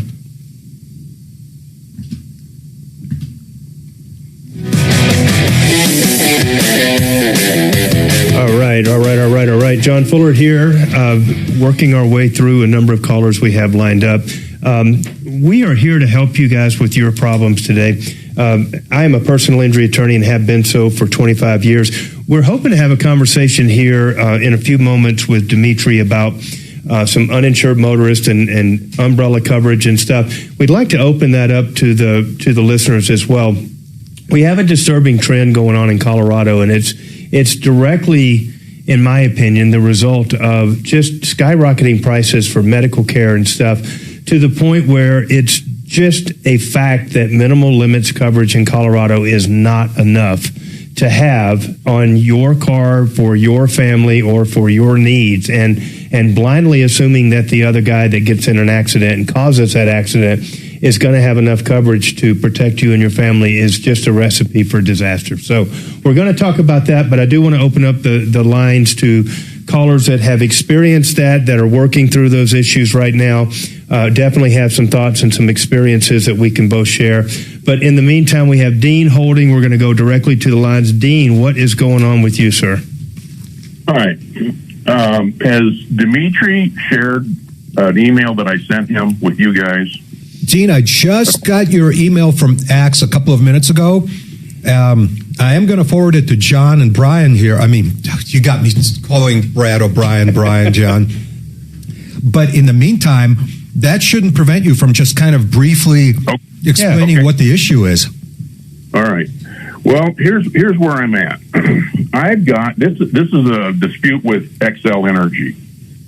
Years ago, they came out with these smart meters. Mm-hmm. Are you familiar with those? Yeah, they're also called spy meters, which I think is what they should be called. Okay. And so I opted out years and years ago, and they said if I'm willing to pay a little extra, that they wouldn't bother me. Well, they've been here several times trying to convince me that I need one, and I keep telling them, go away. So I got a letter from them a couple days ago, and they said if I don't take their smart meter, if I'm unwilling to, they're going to shut my power off. Whoop. Now, if I want to dispute this, I can dispute this with Dora. You're familiar with Dora? Yes, sir. Okay. And so I filed a complaint with Dora. And I got a call in from XL from somebody in Texas, and they got a copy of my dispute, why XL should not be putting one of these on, and my reasoning. And so XL called me yesterday and tried to convince me that I'm going to take this one way or the other. What are the ways and the other ways that they offered you? Well, my options are either a communicating or a non-communicating meter. Those are my options, or no power. That's it. Yeah, so the non-communicating, just so we have our terminology straight, Dean, non-communicating meter means a dumb meter, right? Well, in theory, right. Okay. So tell me about your theory. What are you concerned about on the dumb meter, just so I understand? Well, from what I'm not an expert on this, but I do have some background with power and big power and Educate commercial me. building. Okay. And I've been retired for a while, but to offset these power inrushes, that when these big buildings would start up, they would stagger their startup times of these big units for cooling in the summertime. Mm-hmm. And the reason is because these meters would see these spikes and their rates would go out phenomenal. So they staggered the starting versus starting everything at the same time. You follow that? Yep. Okay. And the meters see that when you're on these spikes. Well, my theory, and from what I'm seeing, is people that need the power, they need the power in the afternoons when it's hot, the air conditioning. And that is when the rates are a little bit different than they are when these meters are not looking at a big power surge. Gene, I think we're generally familiar with what a smart meter does. It does keep you from activating your power hungry equipment during peak times.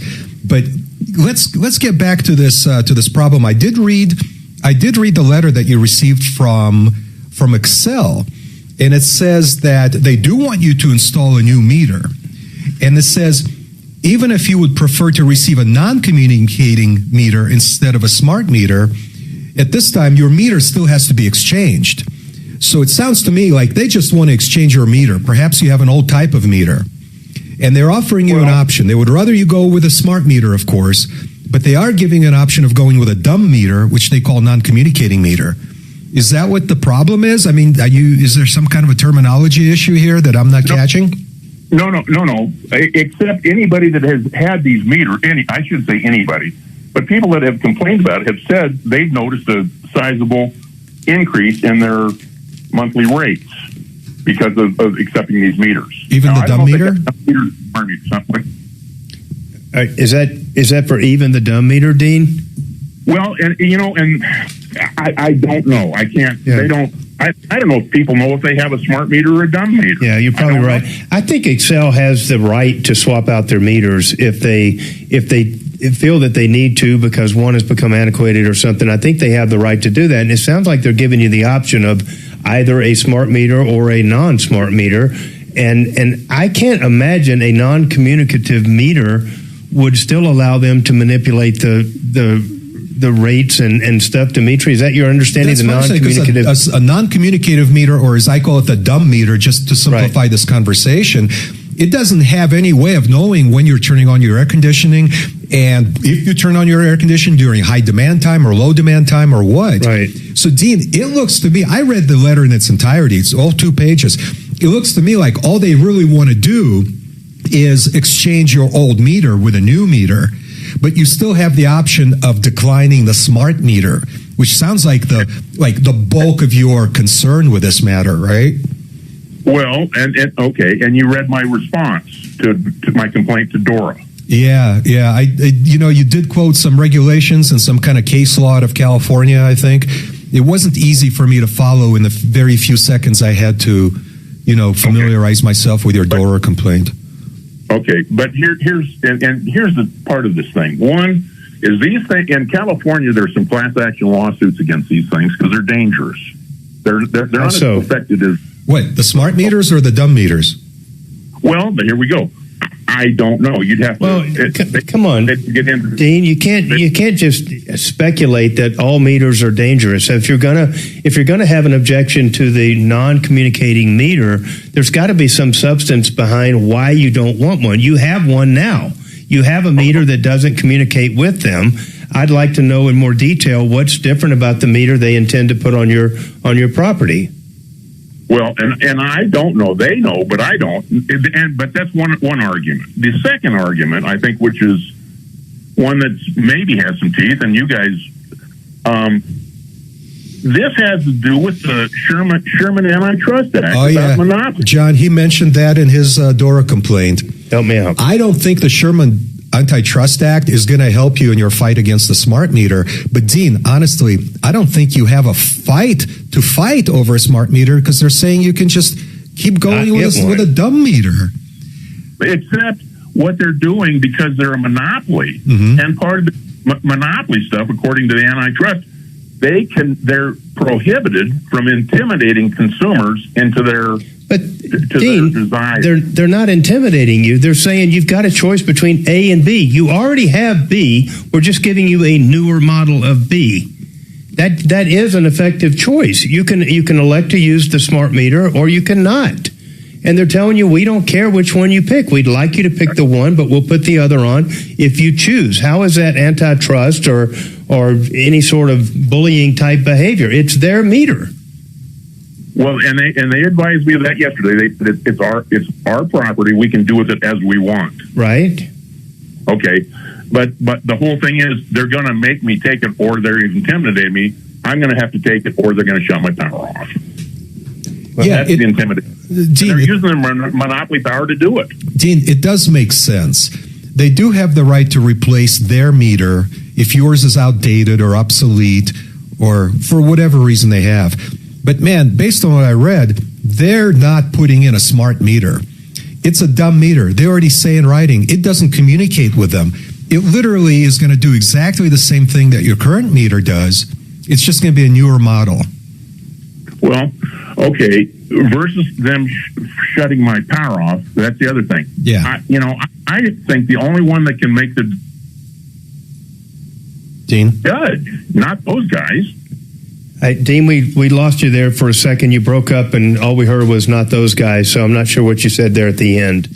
I said, I think the only one that really has the power to make me or to shut my power off is a judge. Well, I tend to disagree with you, Dean. I think that the people that own that meter really have the right to dictate what they do with it, and they're giving you an effective choice that essentially is the same thing you have today, a non-communicating meter that's just a more up-to-date meter, which I'm sure there's a logical reason behind them wanting to do that. They're not forcing you to get the smart meter. I think if you push that and require that the matter go to court, you're going to be subject to potentially having, fees levied against you and any number of other things. But I just don't see the downside of getting the meter that doesn't communicate to replace the one that you have right now that also doesn't communicate. So I'm sorry, I just am not following the objection here. And that's fair enough. That's fair enough. I got it. Gene, I think you got nothing to lose with a dumb meter, man. Go for it, and then call us if your rates go up.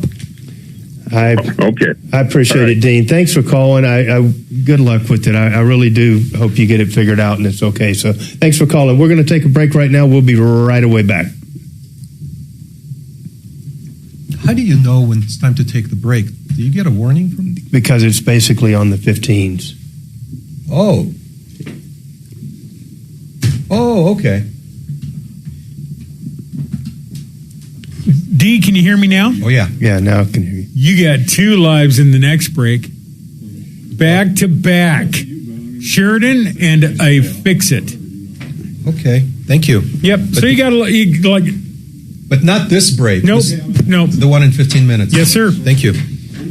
I'm going to pare it down. Yeah, basically on the 15s is the preferred break. Okay. And by the way, I had a joke for that. I had a joke for this guy. What? Let's hear it. He was saying, well, I think the Sherman Antitrust Act will stop them, right? No. You're thinking Sherman Tank will stop them. Right. Yeah, so did my kinfolk down in Georgia. They thought they'd stop Sherman too. Oh wow! He did like a wow, like a whoop through a goose. Whoops. till he came through my hometown with a torch. John, it actually peels in two, like I got the it, flats man. peel I'm on away it. from each Don't other. worry about it. I got it. Right Something here. I don't hear anymore, but my grandma used to say all the time, like Grant took Richmond. Right? You know that one? Yeah. Well, we're going to go in there like Grant took Richmond. I actually haven't heard that, but I'm with you. Yeah, I don't know. I mean, I don't know. Some people just get wrapped up in the crazy on stuff, and you're just like, there's no amount of explanation that can diffuse the insistence that there's some fucking conspiracy. There's a guy in a black van, and I'm like, no, that's Shannon down the road that's parked there, you know? And it's a white van. And it's white. Yes. Unless he painted it black the van has a big antenna on it, right, Dimitri? You know that. Oh, yeah, I love that thing, the serial killer So van. I had, once upon a time, I did have people ask me, they go, hey, I have a really paranoid friend. If I give you their address, will you go park out front? So, hell yeah. Yeah, I'll do that for free. Let's go. My buddy used to name his Wi-Fi networks like everything under the sun, you know? Yep. ICE, INS, you know? INS and band Undercover number 2. Task Force, you know, all this crazy stuff. Jen, does it matter what order I do them in? No. Okay, and it's back to back, 30 Yes, sir. seconds each. Yeah. Do not exceed 30 seconds because we're still in the 10 to 12. Yep, still in the network, yeah. So 60, you have 60 seconds total when you do when you do it. Yeah. Okay, I'll do it. Mm-hmm. For sure. And then the dog will eat it. I wouldn't say these are fantastic. But they're not awful. For a meat. Probably the majority of what's in here came from a cow, but you know. Step into a Slim Jim. Probably not, but It's no Slim Jim. But it's not bad, John. It's flavorful, it's salty, it's meaty. Okay. It's inoffensive. Yep. Okay. It's an inoffensive meat stick. Or as I have been called, minimally invasive. I've been telling people that my whole life. Yep. Minimally invasive. Just a little. No, it's.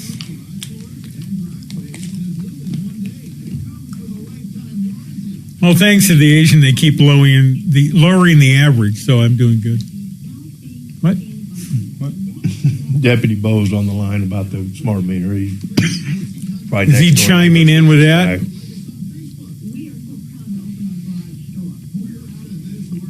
Yeah, Bill wants to talk about. Oh, here we go.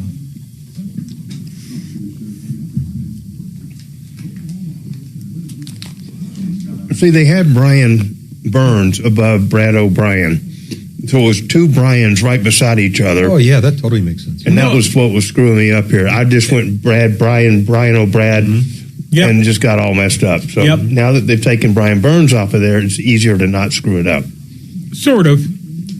I still, I just now had to ask Adam. I go, okay, who's in the studio? Is it Brad or Brian? What's going on? It's both. It's Brad O'Brien. Brad O'Brien? Not Brian O'Brad? Brian O'Brad.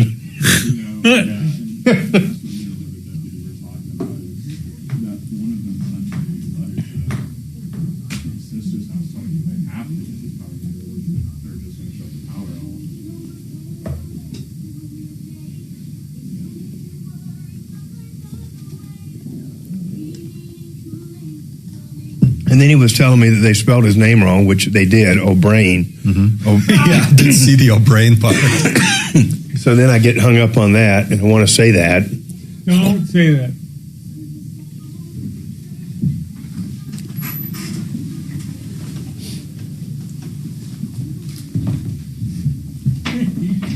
And then, John, whenever there's time, I have some questions for Brad O'Brien. Okay. Brad, I'm going to ask you about that $5,000.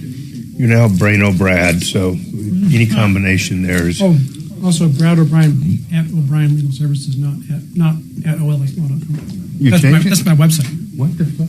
My law firm's called O'Brien Legal Services. No, not that I know of. No, OLS Law better is my not. website No. address. OLS Law is your website, right? Yep. But the name of the firm is O'Brien Legal Services. Not on That's the list. OLS. Yes, same thing. But so I don't know if Name of he the firm had is some. not No, OLS. no, No, did you see it on the log? Did I fuck it up? Well, you're making me nervous. Hey, man, just be glad it's not like, Brian O'Brad or something like that. I mean, get any combination in there that's got most of the high points, we have to consider that a win. No, I would try to. We got Brian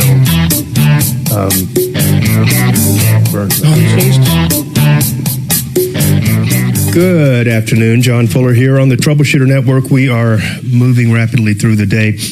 We've got Deputy Bo on the line that wants to comment on the smart meter. We're going to go right to Bo. What's going on with you, Bo? How you doing? Hi, John. Hi, Brad. Hi, Dimitri. This meter, I helped a listener out a couple weeks ago on this, and we got our XL Angel involved. It was the same thing. They wrote a demand letter wanting to change her old meter out to a smart meter, and it was pretty strong. They said if she didn't do it, they would disconnect the power. Right. So she did, but they did. We did call in. She does have the option to go with they call a legacy meter. They'll put that in, but they charge $40 for the meter for the non-communicating meter. $40. And then $11.80 a month. But the problem with the new meter is that they say they have to physically go in people's yards to read it. And that didn't make sense to me because the old meters that have been in houses for like 20, 30 years, they can just drive down the street and pick up the electrical usage. So I don't know why installing the new dumb meter that they now have to actually physically go into people's backyards to read it. And I'd like to have someone from XL maybe call into the show and explain that. I think it is trying to force people to use the smart meter because the smart meter is going to cost homeowners more in utility bills because they're not doing it for their health. Bo, listen, just as you asked, we got Scott on line 1 who's a smart meter installer, and it sounds like Scott is going to be able to help us and you and Dean figure this out. That would be great because I want to know why the new legacy meter that they're going to put in for $11 a month, I think they're communicating, but they say they're not because they want to charge $11 a month and they have to go in and read it, which seems very labor intensive. So I'd love to know what he says. Hang tight, Bo. Scott, help educate us here as to what's going on. How are you, sir? Can you say? Yep, I got you right now, Scott. Go ahead and tell us. You install these meters, is that correct? I do. Yeah, our company actually designs these. It's a global energy company, and I'm a contractor for Colorado Springs Utilities down here. And I was just going to start by saying, you enter into a contract when you set up utility service. That previous caller, I don't think he has really a legal standpoint anywhere, right, as far as that goes. And then we call it there's plenty of these, and I run into them all the time. We call them an opt-out customer, and that's where they don't want the new equipment for whatever reason, conspiracy theories or whatever. And we have to go physically, like Bo was saying, we have to go out and physically read them, and then they get charged for that service. So my advice would be the best thing to do is just, go with the new equipment and save yourself some money. So the non-communicating meter doesn't actually cut off your power during peak times if you happen to turn on your AC, right? It does not. Yeah, that's kind of... It's just all it is I work directly with the billing department. When equipment is down, it's not getting a read. We have to either go replace it or read it manually. So either way, you're going to get a bill, and they'll estimate it if equipment's down for whatever reason, and they're really accurate at that. So I don't Scott, want to freak anyone. Why do they need to get rid of the old meters that allow them to read them from the street without going onto the people's property, without smart metering and stuff? What is it about the old meters that forces this replacement? It's just the whole new technology, the RF equipment, that it just doesn't read the old stuff. It's just better. There's better batteries in them. They're all battery powered, except for the electric. I'm not totally privy to all that information, but it's evolving technology. But they evolved from a unit that would at least talk to the guy driving by to check the meter to one that doesn't have that capability. That's considered a moving forward in the technological department. Yeah, exactly. So down here, we don't have any of the old dumb meters anymore. They've all been replaced. There might be a few up in Green Mountain Falls in the mountains somewhere, but for the most part, what I've heard is that part is done. We had a deployment to replace all that old equipment. So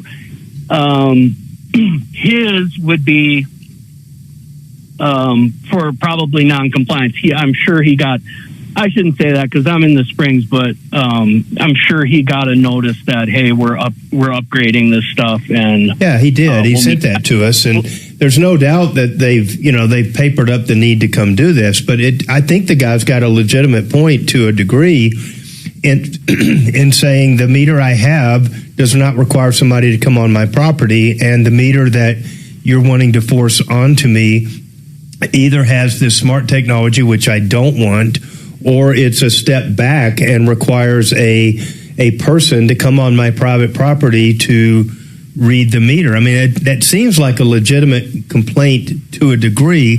I don't think the meter is communicating secretly on the side or doing anything crazy like that, but I kind of get his gripe about the access and the reading of the meter. Are there any alternatives to having somebody come on the property and read, like, once every so many months certification or something? Are you aware of? Am I blocking you? No, this is my property. I just wondered if I can help you. No, I'm good. I think Scott's got to go before Scott's blocking somebody's travel. Get there. I'm parked in front of the property here. John, well, here's the thing. If he wants, like I said, they'll charge him for that service to come out, and that's fine. It's totally his right. My point was, I don't think he can legally take the utility company to court, but I don't know that for sure. I agree with you on that. I don't think he has any power in this dispute. I think he's got a legitimate complaint, but it's one that's not going to lead anywhere. And ultimately, he's got to choose between, getting the meter and having it shut off and not using it. So we got to go to another break. Scott, thank you for calling in. Thanks for the information. We'll be right back.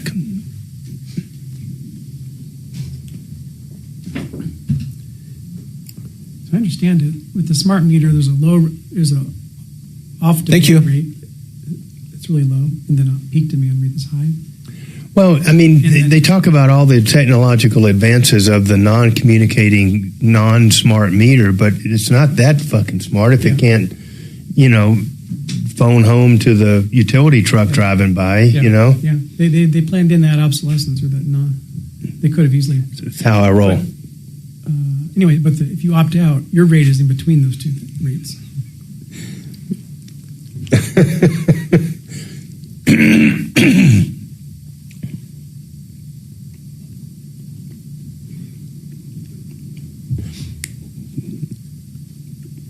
Sheridan Auto Tech. How often do you hear us talk about cars that should have been maintained, cars that should have had a pre-purchase inspections on them?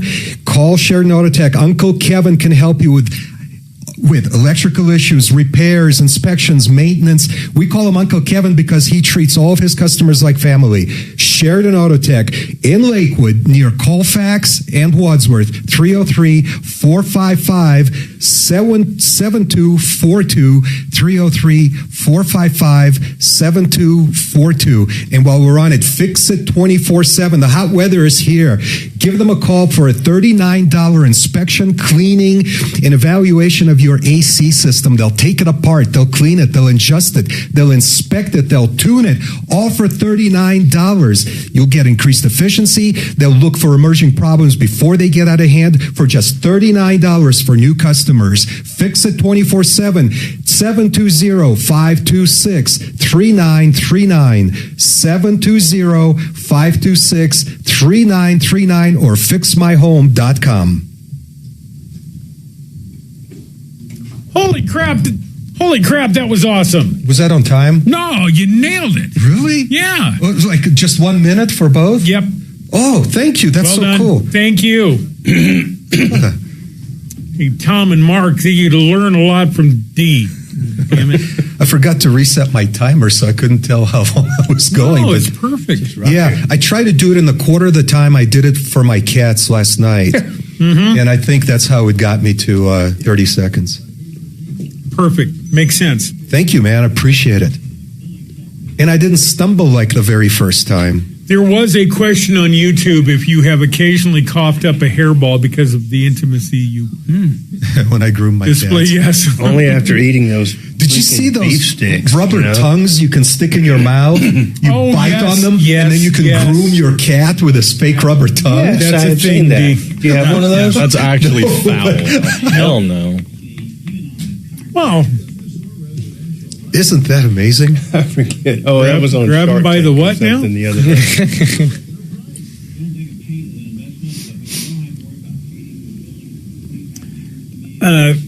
A saleswoman here had, we were communicating about me doing something for her, and she said, well, I'll do this for you. And I said, oh my God, if you could pull that off, I will tongue bathe your cat. And she replies to me, she goes, Shannon, you know my name is Cat.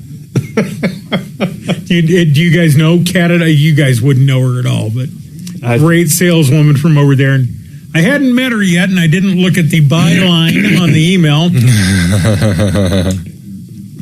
Tongue bathe. Was that the one that was just in there? No, who do we have in here? No one. Well, we had Dom, who's one of our engineers, very large. Oh, young lady you're that was talking about just people in who've there. walked She in? made a hasty retreat. I figured you offended her in some way. Who do we have in here? What are you talking about? There was a woman in here? Are you talking to me? Yeah. Question Oh, for you is going to be I don't know who's been in here. $5,000 There's just been people I've seen in the hallways. I don't know their actual name. We didn't see anybody in here. landlord tells Just you Dominic. to get housing, like I'm government seeing housing things. assistance vouchers. You ever see that on old Riverdale Road up there? Probably And shouldn't hit you with that. what's that? Is that Thornton? Yeah, I don't live too far from there. Really? Yeah. Have you ever driven it middle of the night? Oh, It's kind of dark. I roll up the windows, brother. I did a remote up there once with some ghost hunters.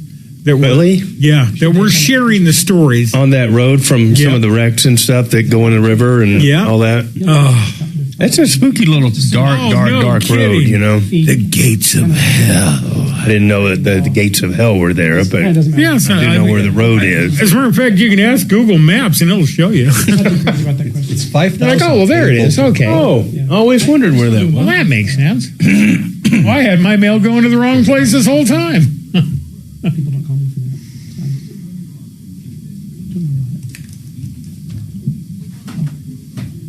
And you checked out my signature stationery? Yeah. Did you, How can many even pounds is that? 30 something? 30 pounds? 32 pounds? 32 pound, 100 brightness, made by International Paper, their Hammer Mill brand. Very difficult to source, but I supply IP mills with fiber, so I can source this paper. If you guys want any, I'll hook you up with a few cases. I get some high 20s. Yep. Yeah, that's the paper right now. Yep. It is. But you can see, like, the paper I found for you in a copy room. I mean, if you compare that to this. This is what paper did it sound like.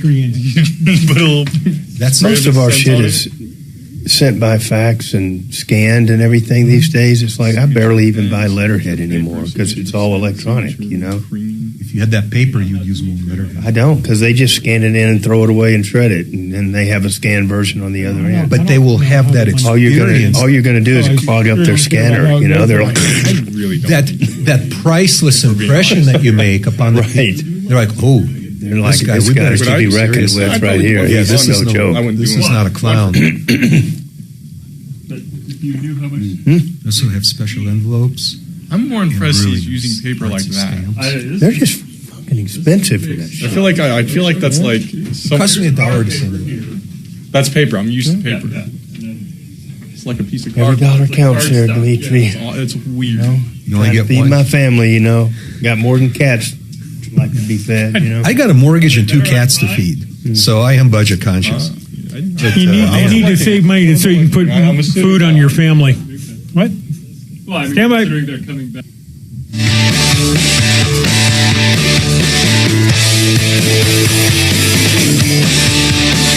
All right. We're back. John Fuller here in studio with Brad O'Brien of O'Brien Legal Services, here to help us out today on all things real estate, including landlord-tenant, buy-sell agreements, easements, zoning, all that kind of good stuff. I wanted to talk a little bit about some of the changes in the rental laws and stuff. And we're going to go to a break here in a second with the top of the hour that we can't get around. But when it comes back, I'm interested in some callers sharing stories of troubles and nightmares and stuff that they've run into on rental properties that we can talk about here on the show. Things are drastically different these days than they were just a few years ago. And I think that would be helpful for some of the listeners that have rental properties to help fully understand what some of those changes are. And so we'll delve into that as soon as we get back. So we're going to go to a break right now. We'll see you on the other side.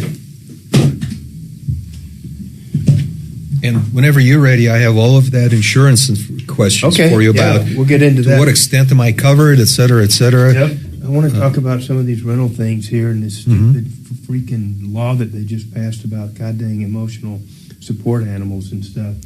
What really concerns me about it is that they mandate this interactive process, this, but they don't even define it in this deal. But they say that you have to engage in an interactive accommodation process. What does that mean? That means when somebody requests an accommodation, you have to engage in this this good faith effort to see if you can come up with an accommodation. But that's nice. It doesn't presuppose that the accommodation is reasonable. And I think that's the weird part about the statute is that it just presumes that almost everything that they would ask for is reasonable. Mm-hmm. You know, where do you draw the line, and how does the line get adjudicated? And stuff? That's the problem in my mind. But it's a question of fact under the circumstances. Yeah, but then it gets pushed. Anytime you ever have a reasonable standard, it's just under the circumstances. I know, but what do you do as a landlord? What do you do? It talks about call an attorney. If the tenant or the prospective tenant wants a parking space that's right by the door. But that's already assigned to another person, okay? Mm-hmm. Well, I get that. You need to go ask the tenant, is there any way I can get you to move to a different spot? And that tenant says, screw you.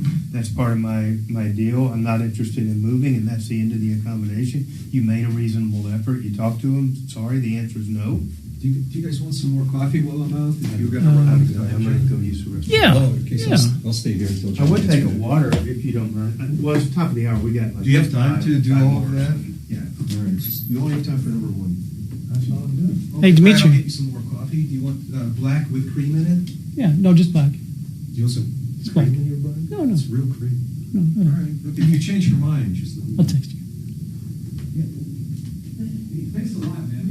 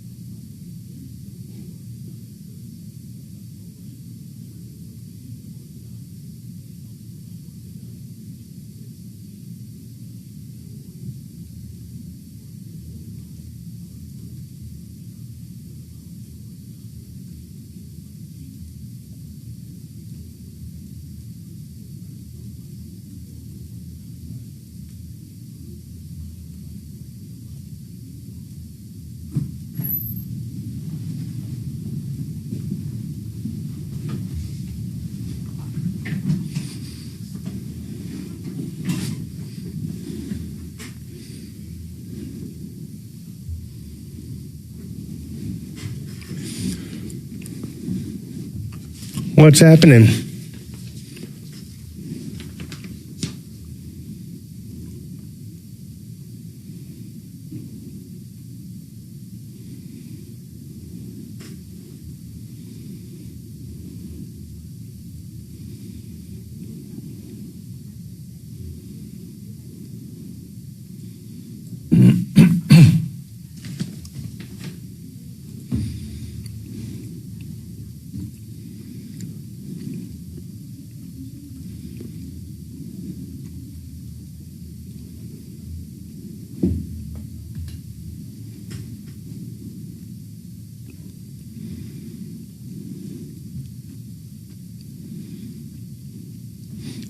Trump is bombing the ever-loving crap out of Iran. Oh, really? They hit like 20 more targets last night after that helicopter got shot down. They're like, yeah, we're going to have to defend ourselves. Oh, and then he announced we're done, and then Iran started. Well, Iran did drop 3 or 4 more bombs over in some some U.S. bases in Kuwait and Qatar, I think, and they intercepted all of those, so they didn't do any damage. But now he's like, guess we're going to have to retaliate again. So he's seeing more attacks coming today. People, get ready. For TAD, huh? Never ending. Except that the TAD is a big wampum compared to the, well, it's a good thing the settlement is imminent. Right. For the 38th time. That's a real Slim Jim. Oh my gosh! Really? Why do we have like the micro slim? It's like a toothpick. It's a meat toothpick. They actually sell those things? Good Lord. I don't know where Sue's found them. They've probably been in there 8 years or something. Oh, no, she just bought those about a month ago. Good. And those kind of like slip through the cracks. I found them mixed into the coffee. Mm-hmm. Oh, we got Mike calling back on the smart meter. Another call from smart meters? Is Adam in there? Is that the same Mike that was on the line a little bit ago? There's no Adam in there. Oh, I don't know. There's a significant glare on that little corner. I can just barely see when there's somebody sitting behind it.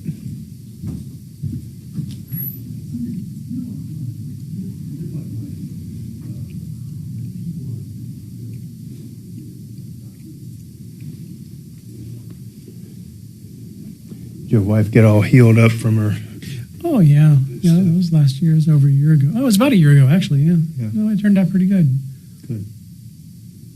I'm surprised about how the insurance works. Crazy. Yeah. The moral of the story is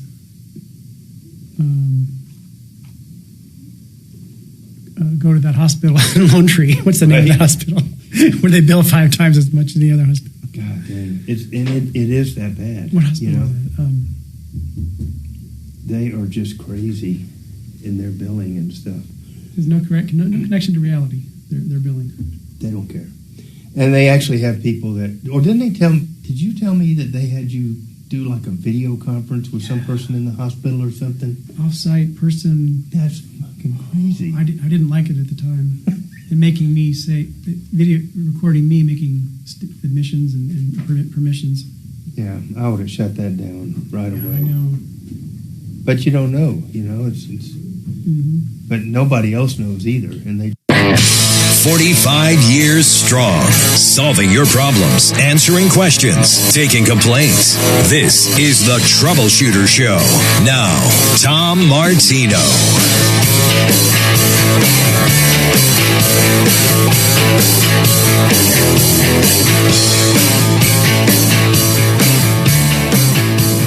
All right, good afternoon. John Fuller here, getting back to you for the afternoon session of the Tom Martino Troubleshooter Show. I'm filling in for Tom and Mark today, and we are just cranking through a whole bunch of fun stuff. In the studio today, we have Brad O'Brien with O'Brien Legal Services, who is a expert with all things real estate. We're going to be talking about rental properties here in just a moment, and I'm really interested in knowing something about the changes that have come about in just the last few years that have made, for many of my clients and people that I know, just have made all the difference in the world, to the point where no longer is rental property considered a viable investment or retirement strategy for them. And many people are either moving out of state with their real estate purchases or just getting out of that business altogether. And so before we do that, we're going to wrap up a subject that came up in the previous hour. We have Mike on the line with a comment about the smart meter. Mike, what's going on with you?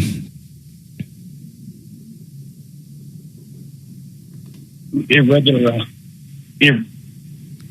Say that again, Mike. I didn't catch that first part. Okay, so John, you're doing an excellent job compared to the two irregular hosts that are normally there. Oh, thank you. There's several aspects to that discussion that I'd like to address. First of all, if he gets a smart meter, they automatically put him on time of use. Right. If you were to keep a legacy meter, I'm assuming that he would stay with the general residential rate structure, which is the one and only option if you choose to opt out of time of use. Right. The other thing is Dimitri stated that a smart meter can shut off your air conditioner in the middle of the afternoon. That's a separate Excel program called the Smart Saver Switch, with which you have to opt into, and they come out and install it on your air conditioner. I see. And they can shut your air conditioner off in the middle of the afternoon or evening anytime they want to for, I think it's up to 3 or 4 hours. So is there some tremendous savings that would make somebody want to do that? Otherwise, why in the world would somebody voluntarily give Excel the ability to regulate their AC shutting on or off? Well, they were bribed initially when they came out. They said, we'll give you a $25 annual credit for having this on your air conditioner. Big whoop. And people jumped at it, not realizing that they would not have air conditioning when it's 114 degrees out. Right. So, a lot of people quickly saw through that program and had them taken off. But your fan still runs, so air is still moving through the house. Yeah, but it's not cold anymore. That's true. Yeah, but I mean, when it's 100 and whatever degrees outside, you don't want to have a moment when the AC is not partaking in the cooling of your house. I mean, you get to the point where you can never catch up until that night when it's cold and dark outside. And so for $25, that'd be a hard pass for me completely. But back to the issue, when you refer to the legacy meter, I mean, when you say legacy, do you mean just keeping the meter that he has, or do you mean the non-smart meter option that he has to replace it with? The non-smart meter, because the one of the downsides to the smart meter is time of use electric rates. They know exactly how much power you're using and exactly when, and you're billed on that. So overnight, it's the cheapest rate. I believe it's a dime per unit up to about 11 a.m. From 11 a.m. to 3 p.m., that rate doubles. Then from 3 p.m. to I think it's 9 p.m. maybe, that rate triples over what the base rate is. So just when families are coming home from work and school, opening their doors and going in and out. Meal. Yep. To sit down together, and they need their air conditioner the most, they're getting socked with the highest electric rate out there. I do apologize. I missed the beginning parts of this conversation because I was doing a lot of radio station stuff here. But you don't have to be on time of use billing with a smart meter. I have a smart meter, and I got flat rate billing, so my price is constant no matter the time of day. Right. It's called residential general rate structure. And I also have opted out of time of use. But not many people know about that. No, it was sent over with every bit of information they sent over with the smart meter. So, I mean, it's up to the person to read that information. Right. So, but it's there. The issue, Dragon, was that the caller was being forced to choose between a smart meter or a non-smart meter, or simply disconnection and abandonment of the account, and was wanting to file complaints with DORA and everything else because he didn't want to get rid of his old meter. And so the conclusion was, they own the meter. They get to choose when they want to replace it.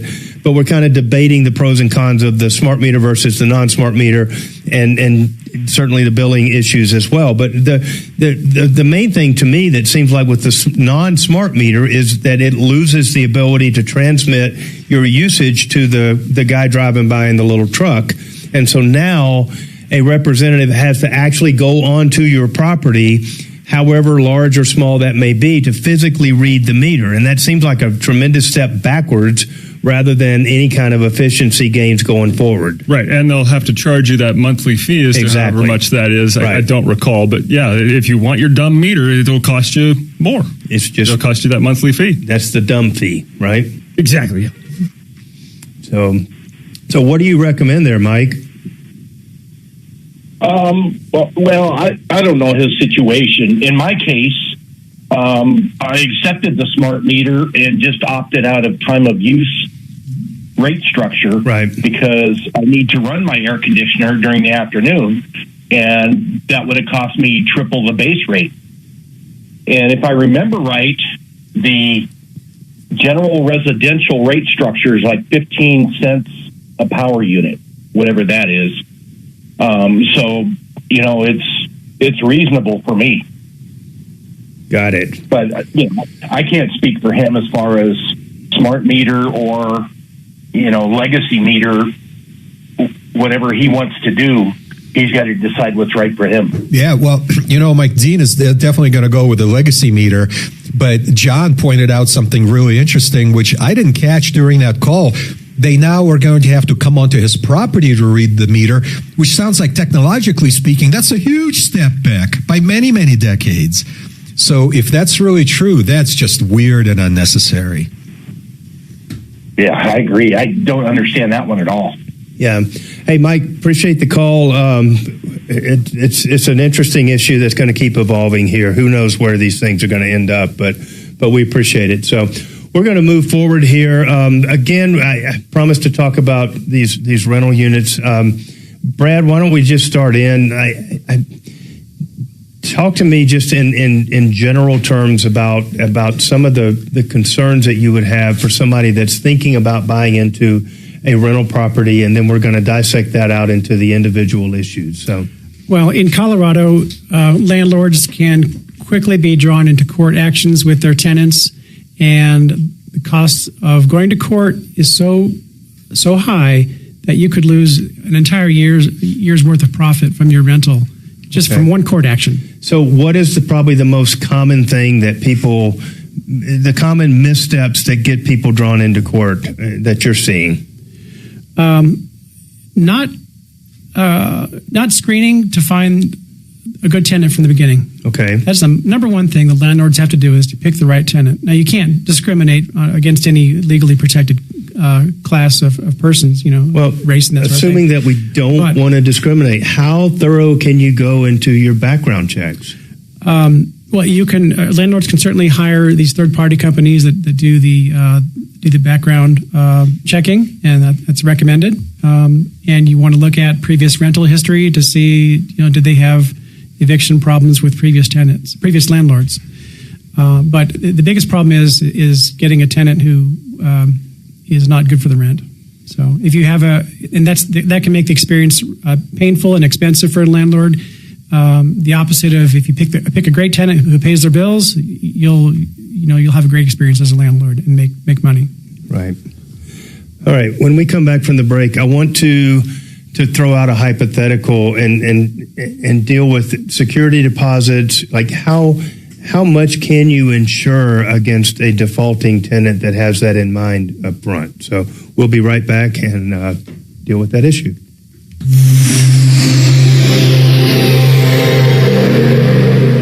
Here at the Boomskis. It's that easy. So, John, what'd you think of the Big Meat stick? Oh, it's easy. I thought it was I would never buy a big box of those at Costco or something. Right. It was okay, but it's not something I would really buy again. And it's the okay that appeals to me. Like, I would not buy this either. Right. But if I show up here and I need some kind of meat, fat, and salt, I am totally satisfied with this. We're talking about meat? I mean, I wish I had Bucky's Yes. meat jerky, but I don't with me. Right. So this is a perfect substitute for the time I can't have the real meat. Gets you, actually. John Fuller, cauliflower.com. Nope, callfuller.com. Cauliflower? Dyslexia got me for a second. I was like, wait a minute, cauliflower? Yeah, that's why I don't read any of these things because I'm severely dyslexic. So I just I should go out and Control C, Control Copy, paste. Exactly. Copy, paste. I should go out and grab that website. Get it. Cauliflower.com. Cauliflower.com. Oh, you could be the guy who makes like a bunch of cauliflower stuff. I know Dave's Hot Chicken has like their cauliflower chicken bite. Their vegan chicken bite. Cauliflower mashed potatoes. Come on. Oh. Those are actually pretty good. I've never heard of mashed. Yeah. Oh. Really? Oh, you've never heard of mashed cauliflower? Oh, that shit's good. Yeah, it's awesome. And even I can eat it because it's so low in net carbs. Really? I'll have to try it. Yeah. I'll have to try it. Yeah, it's. Really. But you can't just leave it alone. You have to do the butter. The only complaint I have is God, it's not. God, no. And then The consistency is wouldn't not know as the thick difference. as mashed potatoes. Exactly, yes. sometimes, But the flavor is outstanding, and it holds other flavors really well. You gotta make sure Like it's nice butter. and soft. Yeah, butter, Oh, and it's still even slightly your crunchy. garlic and cheese. You're gonna know that it's Yep. cauliflower. Oh, yeah. Very good. Throw me off. It's a fantastic dish. I love it. I roast the cauliflower. I was going to say, we like grilling cauliflower Alongside and stuff like that. That's meat. really, really good. Nope. And deep fried, excellent. Anything Oh, you deep have fried. pass, hard pass. That's right. But, You wouldn't eat but meat. who knew deep fried cauliflower is outstanding? You know, It's a nice Dragon, surprise. Dragon. Nice He surprise. brags about his meat all the time. He does. There's a meat fest. Dimitri, don't you make your own meat? Oh, he doesn't even have his headphones on. I wasn't even looking.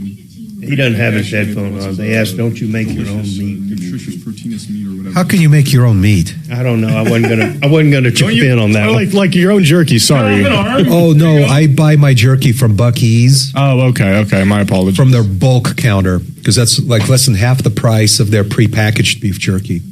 Is Bucky's? I've heard everyone loves Bucky's. I've never been there. Beaver nuggets. Yeah, The beaver Beaver nuggets. nuggets are so good. See? What are beaver nuggets? I have no idea. I've never been, so I really don't know. It's like a. I just Mark was talking. It's about like a it. cheese ball, like a puffed, like Corn. a puffed Cheeto. It's similar to that. A puffed I'll have to Cheeto. look it up. What's it called A again? Beaver nugget. Beaver is a nuggets, Cheeto? but they have like caramel flavor and sugar and stuff on them. Show. Can I get a first name? Huh. No, you can't. Yeah, Bucky's is just that's my happy place. Where do you go? The one up in Johnstown, along I-25 northbound. You were looking at a home down in Douglas County. Did you buy that or? No, not yet, and not that particular home. I'm next looking at some land in Elbert County. Okay.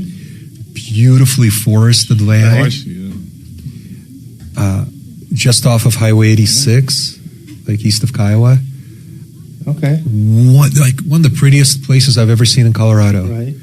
Gentle hills, ravines. Cereal. Shooting kind of big free out there. And Yeah, it says Bucky's. Yeah, well, my gun club just happens to be a few miles away from there, Corn Puffs. but it's just a Caramel Crunch beautiful Snack. forest. Oh, sorry. I read caramel is cereal. Gently rolling Yeah. with seasonal river that runs across the bummer. Cauliflower.com. Cauliflower.com. property, is it? There are two parcels, and Brad looked them up for me. So one is 36 like, acres, the other one is what do you about call 120, but they're adjoining. Cool. And the gentleman who owns them is about to Like a retire, yellow and he cereal. wants to sell them and finance the buyer. Oh, okay. Oh, no, they're too big. And so Captain Crunch. once I take a look at it Like and verify that I can actually build on it, and that's when Tom wants to come out, because If I go his to idea I'll is probably to spend hundreds of dollars. subdivide and the profit on this. Trajan Wealth, K-House Studios. Trajan Wealth, your trusted local fiduciary advisors. TrajanWealth.com.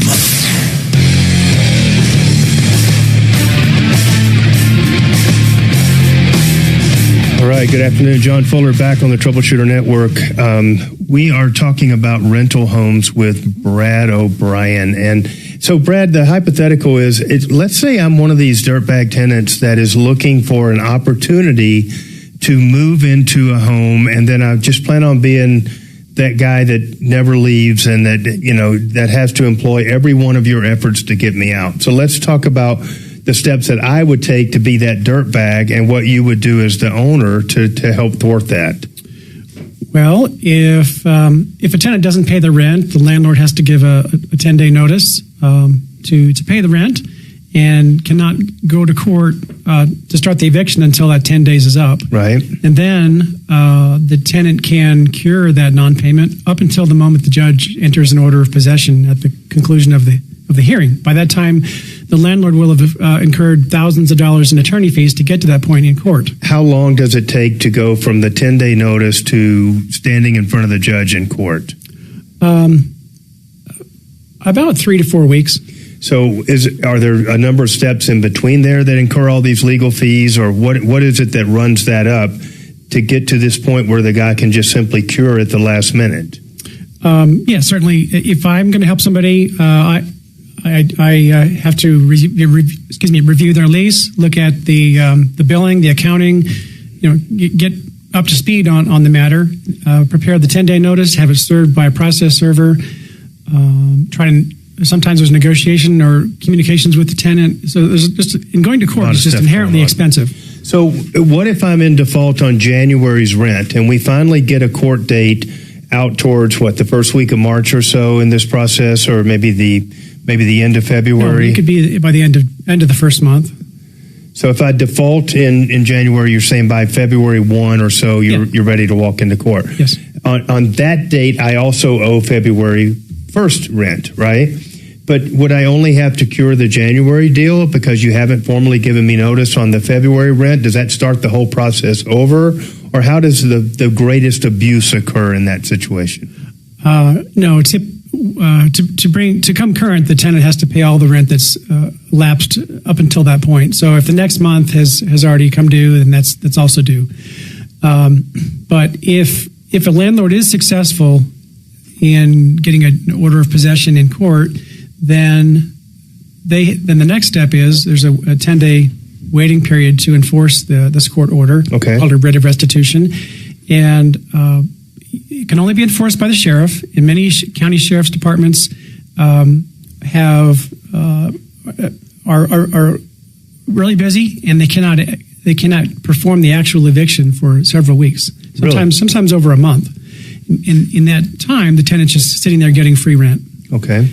So it could be 2 to 3 months before a tenant is able to be physically removed, and so that it could be up to 3 months of lost rent, and then the tenant disappears overnight, and they do the same thing against a new landlord, a new one down the road. Yeah. So is there a level of security deposit that you can demand that will kind of insure against that, or is there a limit to what you can charge for that? One of the recent changes in Colorado law is that landlords are restricted to collecting no more than 2 months equivalent of rent for the security deposit. First and last, or just 2 months equivalent for the security deposit. Okay. Yeah.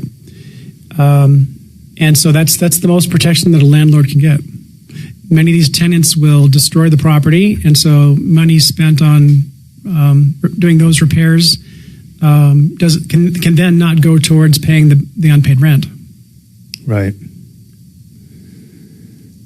That just seems crazy that the tenants have that level of right. So what can a landlord do to protect themselves? That just seems absurd that's just the end result of not doing your homework up front or not being prepared enough in your lease. So are there things that a landlord can do that eliminate that playing out, or is that just the nature of the beast in Colorado? Pick a good tenant for starters, somebody who is going to be reliable with paying the rent.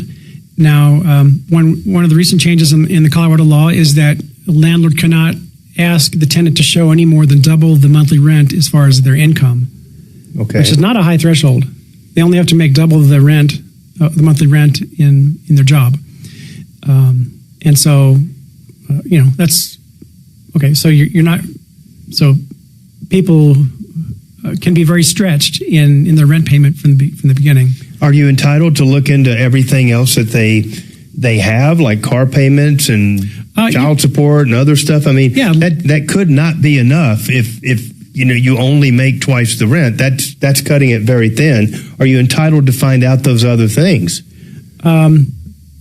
Yes, there are third-party services that will do screening and background checks on tenants for the landlords. And another recent change in Colorado law is that landlords cannot look at credit scores for certain applicants, Really? subsidized housing applicants. What about for just good old rental homes? I think so. Private parties. I think so. But so, are you telling me that a tenant can say, or you as a landlord can say, I need to see an income statement showing your income and expenses and stuff as a condition of renting here, and you're saying a tenant could say, no, I only need to show my pay slip showing twice the monthly rent, and that's all that you're entitled to see. That's right. So if the rent's $1,500, the landlord can only require seeing $3,000 of monthly income, and that's only $36,000 a year. Right. So. Hey, Brad, I've been looking at some apartments casually because coming up here, hopefully soon, I have to completely move out for a major renovation of my loft. And what I've noticed is all of these apartment now I haven't rented in many, many years, but all of these apartment complexes I've been looking at, they have not only an application, but an application fee. And some of those like $150. And you don't get that back if you get declined or change your mind. Is there any kind of a restriction on how much they can charge you just to apply to rent one of their apartments? Yeah, well, landlords are not allowed to charge more than their actual cost for these background screening reports. Okay. And a recent change in the Colorado law is that now tenants are allowed to obtain their own portable screening report. They can get their own background report and get it one time and pay for it one time.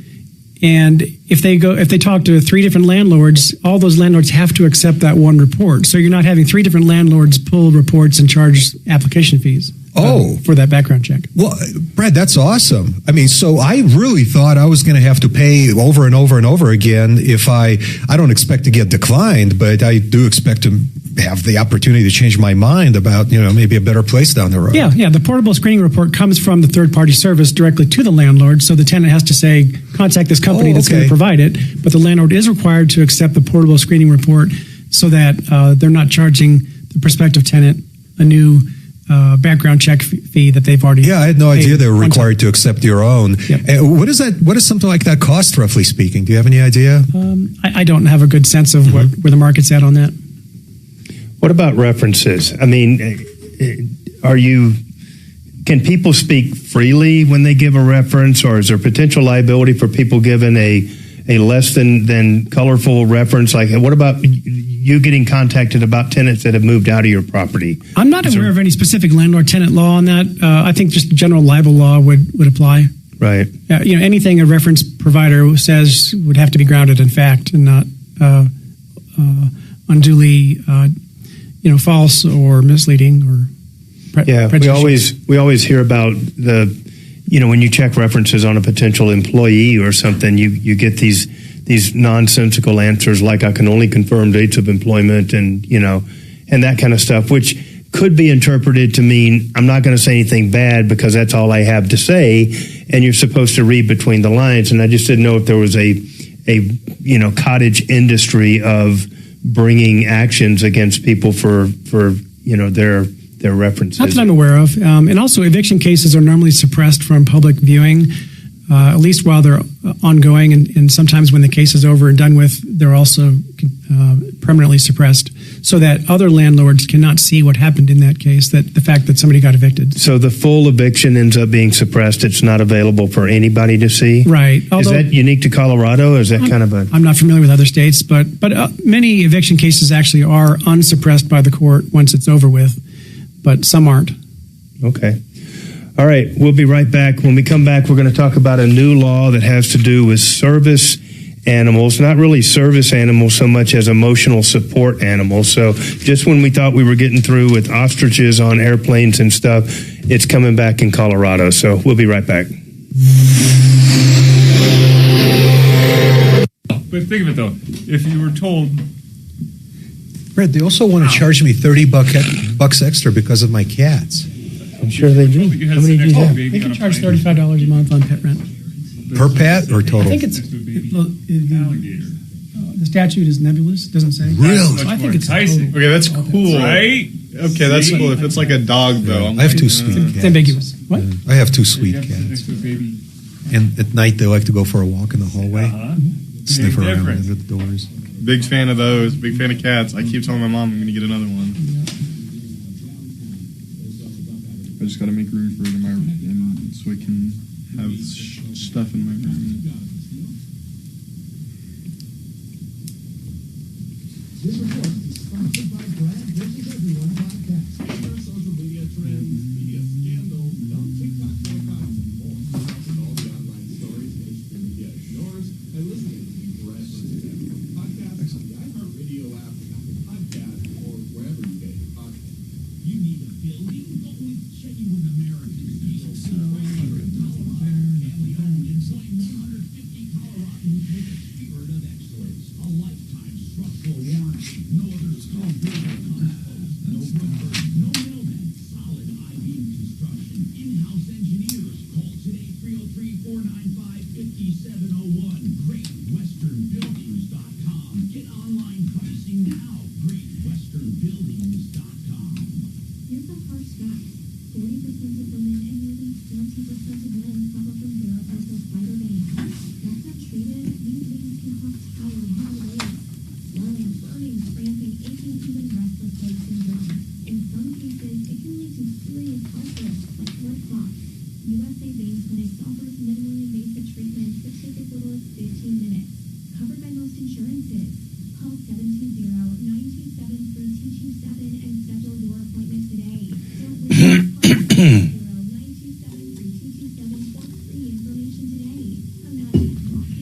John, do you know who our guests are for the rest of the week? I think we have Joel Cherdak tomorrow. Oh, and then the car guys on Friday. Awesome. Yeah, of course. Yeah, car guys, of course. Yeah. Yes. Unless I get called off. Unless I get fired in the meantime. In the middle of the show.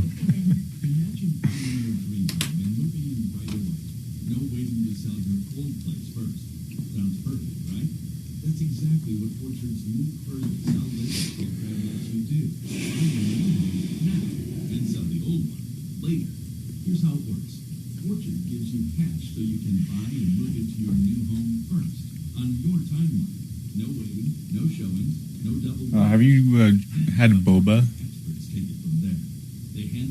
That tea or whatever it is? Is that tea with the little snot balls in it? No. No. You're not going to try that? What are we drinking?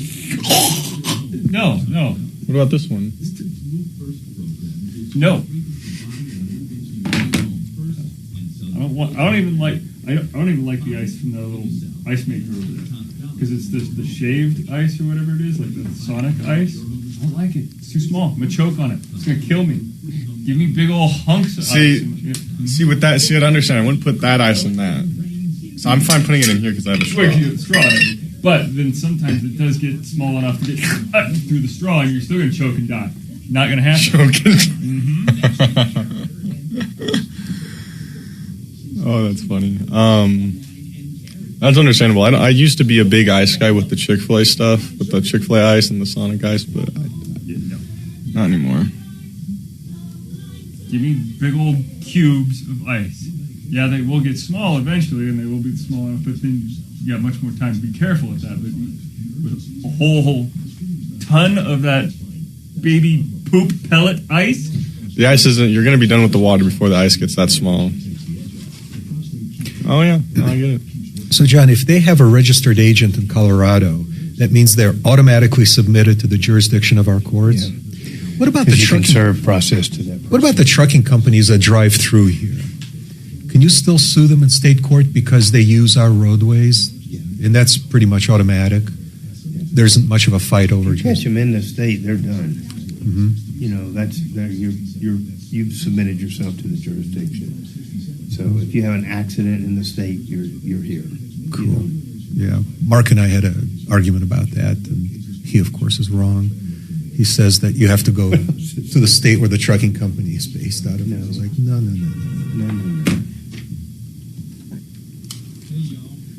Thank you for calling the Troubleshooter Show. Now, the first name. You know, with trucking cases, we sometimes have multiple parties. You said Manuel? brokers, shippers, all that Okay. kind of stuff. What can we help you So that would be a little bit more complex jurisdictional analysis on the extent to which they've availed themselves of that jurisdiction. But at the end of the day, I think you're gonna get there. Where you're likely to end up is in federal court on diversity grounds. So if you're suing a bunch of out of country or out of state companies and stuff, even if you've got jurisdiction, they're likely to remove to federal court for diversity and keep it there, and may even try to move it to a different federal court if they find that to be more convenient for them. Of course. So, do you find that just about everything you do, if you do it in federal court, can be done with Zoom, or do you actually have to? 986 630 KHAL, an iHeartRadio station.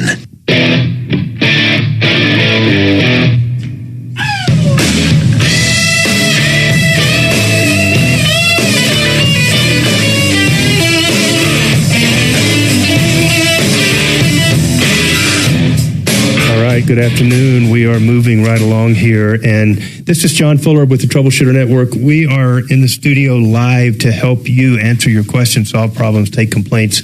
We're here. My name is John Fuller. I'm an attorney here in town. I'm here with Brad O'Brien, who's also an attorney. So you have two free lawyers here to answer your questions about everything from injury cases, automobile insurance, homeowners issues, landlord, tenant, real estate, buy, sell, anything and everything. We're here for you. Pick up the phone and give us a call. We've got open lines right now, and we would love to help you with your problems. John, I'd like to give out a phone number, if I may. 303-713-8255 is the phone number here in the studio. You can also reach us at the email address, which is help@troubleshooter.com, and we're here 24 hours on that. You can leave your messages or send us an email with your complaint. So give us a call. We're here to help you out, and now's a great time to get right through to us live on the air. Before the break, we were talking about a new law that was just passed. It was signed at the end of May of this year by Governor Polis. And I found it this morning. I actually heard something on one of the news channels about it. And as some of you may know, they rolled back some federal guidelines that had to do with the steps that landlords, and particularly, subsidized type properties, had to take to accommodate people with different service animals, be they actually a service animal or be they an emotional support animal. And when they rolled those back, in classic Colorado fashion, they ran right out and passed a law that put state requirements back into effect so that no matter what they do on the federal side, the good old folks down at the Capitol and our lovely Governor Polis has signed a law to make sure that we now have protection for people that have emotional support animals. I wanted to talk to Brad today about that, and I've showed him the law. We both looked at it. What's your initial take on the new law there, Brad? Well, this new law takes effect in August 12th this year, so it hasn't started yet. But it restores the protections for emotional support animals. So just to clarify, there's two kind of animals under housing rights. There are service animals, which are the dogs that are trained to do things like sense when a seizure's coming on, or to remind you when it's time to take medications, and they are trained to assist somebody with a disability, and also miniature. See if you have a sound effect for this. Miniature horses also qualify as service animals. So it's a seeing eye horse, right? They have to be trained to do something. So it's only dogs or miniature horses qualify as service animals. That's those are protected under federal law, the Federal Fair Housing Act. Now, the other kind of animal is the emotional support animal, and those do not have to be trained to do anything. Their presence is comforting to someone, and that's what gives them their value. But anything can be an emotional support animal. Yes. It could be an emotional support gerbil, right? Correct. Now, the federal law traditionally protected the service animals, but not so much the emotional support animals. Now, Colorado law is where the protections for the emotional support animals came in. So this recent change in federal law is where the Trump administration took away any doubt that HUD and the Federal Fair Housing Act protects emotional support animal rights. And it pretty much clarified that by taking that away a couple weeks ago, that only service animal protection is out there. So what Colorado did about 2 weeks ago in response was to clarify that in Colorado, that the accommodations that are required, that a landlord has to make, applies not only to service animals, but also to emotional support animals. And Colorado came up with a new term called assistance animals, which now includes both of those other kinds of animals, which are service animals and emotional support animals. Brad, is there any kind of limitation on what kind of animal could become one of those emotional support animals? Like, I mean, if I wanted let's say a peacock, I mean, those are loud, nasty, aggressive creatures. And I can see how that would seem unreasonable to try to bring a peacock into a busy apartment complex. No, not that I'm aware of. An emotional support animal as well as a service animal are by definition not pets. They are those defined animals, and they're not pets because they're there to serve a purpose of allowing somebody with a disability to have reasonable accommodations in the housing that rights that other people without disabilities enjoy. So it could be now. Landlords cannot exclude emotional support animals in Colorado, except if the particular animal is dangerous. But they do have the right, correct me if I'm wrong, to require that they essentially show the certification of a doctor that regularly treats this patient, that animal is necessary to help with whatever their emotional needs are, correct? Well, up until 2 weeks ago, that was a conflict, in my view, between Colorado law and federal law, because under federal law, you can't ask anybody for their documentation, no doctor letter, you can't ask them about their disability. And so, but under Colorado law, there was a suggestion that you could ask for the doctor letter, but that was a conflict. So I didn't like recommending the landlords ask for a doctor letter because it would conflict with federal law. But now it says explicitly in the statute, it says a housing provider does not engage in a discriminatory practice solely for requesting a reasonable documentation supporting the claim of disability or disability-related need for an assistance animal. Yeah. So it sounds like you have shelter now within the federal or within the state statutes that say it's not discriminatory to require them to show the certification of the need. Is that your understanding? Well, almost. The new Colorado law now allows a landlord to request reasonable documentation supporting the claim of disability for the purposes of collaborating as far as what a reasonable accommodation is, but only if the disability is not apparent.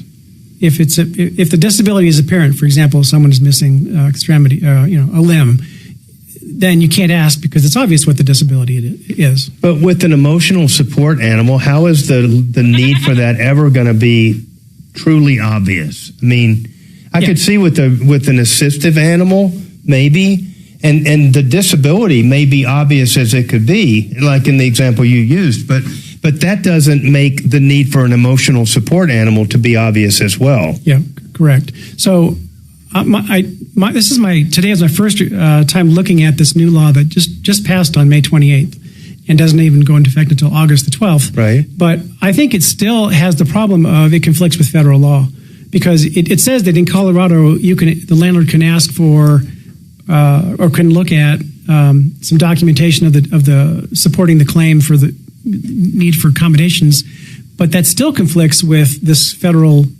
can't ask for documentation. So in your opinion, even though it may not be an unfair or a discriminatory action under Colorado law, it may in fact still be under federal law. Yeah, right.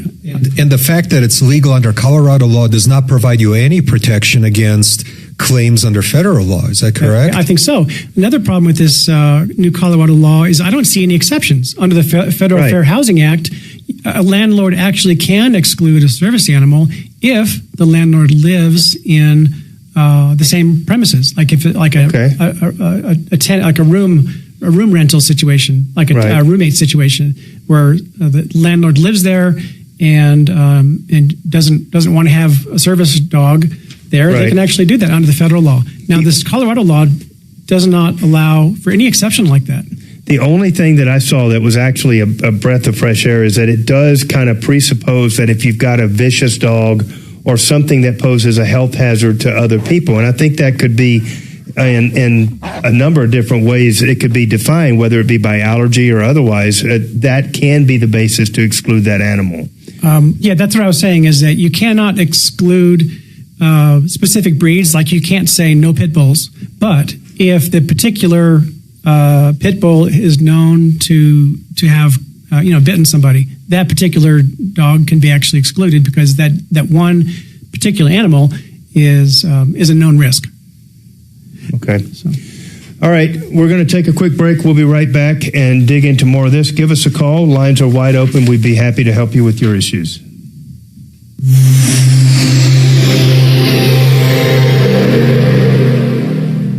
Now, impact traffic. A crash on the north end of town. Northbound I-25 approaching E-470 and Northwest Parkway. Right lane blocked with stop and go back from 144th. Seen a 2-minute delay there. Not too bad if you're leaving town on the north end. Pretty quiet otherwise. A couple of minor scrapes and bruises out there. A crash on Vasquez northbound at East 56th Avenue over through Commerce City. With traffic, I'm Mark Swan. This report is sponsored by Red Pilled America. Red Pilled America is celebrating the country's 250th anniversary with stories about the nation's founding. Up first, our 8-part series, What's an American? Listen to Red Pilled America on the iHeartRadio app. That's Red Pilled America, a storytelling show. Do you know what I don't like? Product pushers. Selling one brand, telling me I don't have a choice. I'm consumer advocate Tom Martino. And that won't happen to you at Gravina's Windows and Siding. People like bugs. Damn armadillo or something? I don't know. Skunk. That would be the worst. The airlines got, on top of this, airlines exclude ESAs. Right. And I think that's kind of where the federal modifications came from, was just overall just being fed up with this ridiculous crap that people are claiming for their... Yeah, people were bringing pigs on airplanes. Yeah, I got rid of that. Well, the final straw was the peacock. That was the final straw. A woman showed up. She was carrying, there's a video of her under her armpit. She's carrying an actual peacock. They're as aggressive as they are beautiful. Yeah, they used to have tons of those suckers wild down in the Keys, like tons of them. Cool. They're loud as crap, and they're... But not in the middle. They taste like chicken. One more time. But used to, what happened to them? Jay, what can we help? Well, no, we used to own property down there. Oh, okay, but the peacocks are still the peacocks, I believe, are still in residence. I want a taper so badly. When I move to the woods, I'm going to buy a taper. A taper. Those are such beautiful animals. Or javelina, they're nasty. No, I want a taper. Oh, okay. I'm totally going to get a taper. Yeah, that's all we need up here is javelinas and stuff. God dang. That's a wild pig, isn't it? Yeah, those little Vicious, mini too. wild pigs are they're just very destructive. Wild boars will rip you to pieces. Yep. Yeah, thankfully we don't really have those either, but everywhere. I mean, I bike in a big, huge park in Florida next to my house, and you can see where the hogs go through there and just tear it to shreds. I mean, it looks like somebody took a full-on combine through there or something and tore up the ground and stuff. Oh, it's destructive? Yeah, bad. Oh, God. You know, I was big into scouting. Okay, perfect. I was at the Jamboree talking to Florida Scouts, and I found out they don't go camping. They don't what? They don't go camping in Florida. Scouts do not go camp. There's just too much. Because of the wildlife? Yeah, animals and bugs. And Yeah, that doesn't surprise me. It's hot. Yeah, and heat. You know? Yeah. Whereas up here we do a monthly camp out. Right. It's, I mean, those hogs really don't come out except at night, and you really don't want to have an encounter with a bunch of young scouts or something in a camp and have a, herd of pigs come through. I mean, they're fast. They're bad. They're bad news. And then there's panthers and snakes and pythons and gators and crocodiles, and it's just no reason to go out there and camp with a bunch of kids. No, there's not a waiver long enough to get you into the comfort zone on that kind of stuff. Anything else about this stuff that you want to talk about before I kind of shift gears and go in the direction of uninsured and underinsured? We made the point. I do this area. Yeah. That's good. You don't have to hit it all.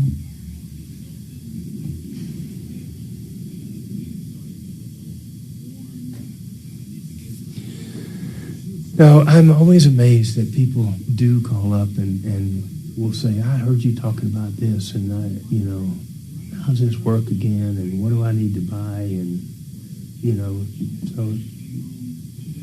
it does ring true to some people, but we have a call. 2 questions for current topic. There you go. Right there. Which current topic? Right The there. animals? Right there, Brad. They're calling in for you. The utility? I'm sure the emotional animals. Can I have a bobcat? Yes, you can.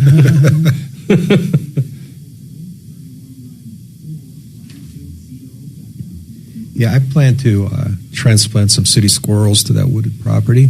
Oh, good. I want to have squirrels. Yeah. That would be awesome. That'll last. Between the hawks and the eagles out there and the coyotes foxes and everything the else. foxes.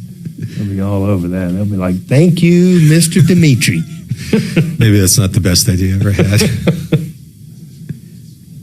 But I want to have chickens and stuff, The coyotes will love that. No, I'm going to build a chicken fort. They'll love you.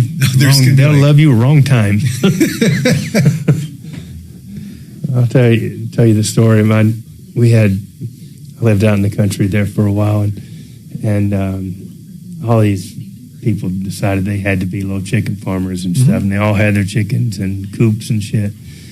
And we had a fox at the end of the driveway that dug a den and had a litter of babies and kittens in there, And every night that fox would go over to my neighbor's house and kill a chicken and bring it back over and leave it on the ground outside the hole, right? Wow. And in the morning, the little babies would come up and they were like, oh, and they'd rip the chicken up and learn how to kill chicken. Wow. Very educational. Well, I had a German short hair at that time that liked to circle the perimeter every morning as well. And he'd go out and just, he'd cross paths with that damn chicken laying there and be like,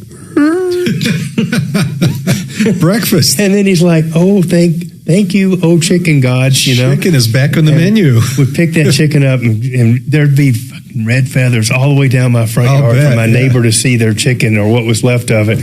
And then Morning 6 to 10. I got to tell you guys, I love you both. This is Denver's talk station, 630 KHAL.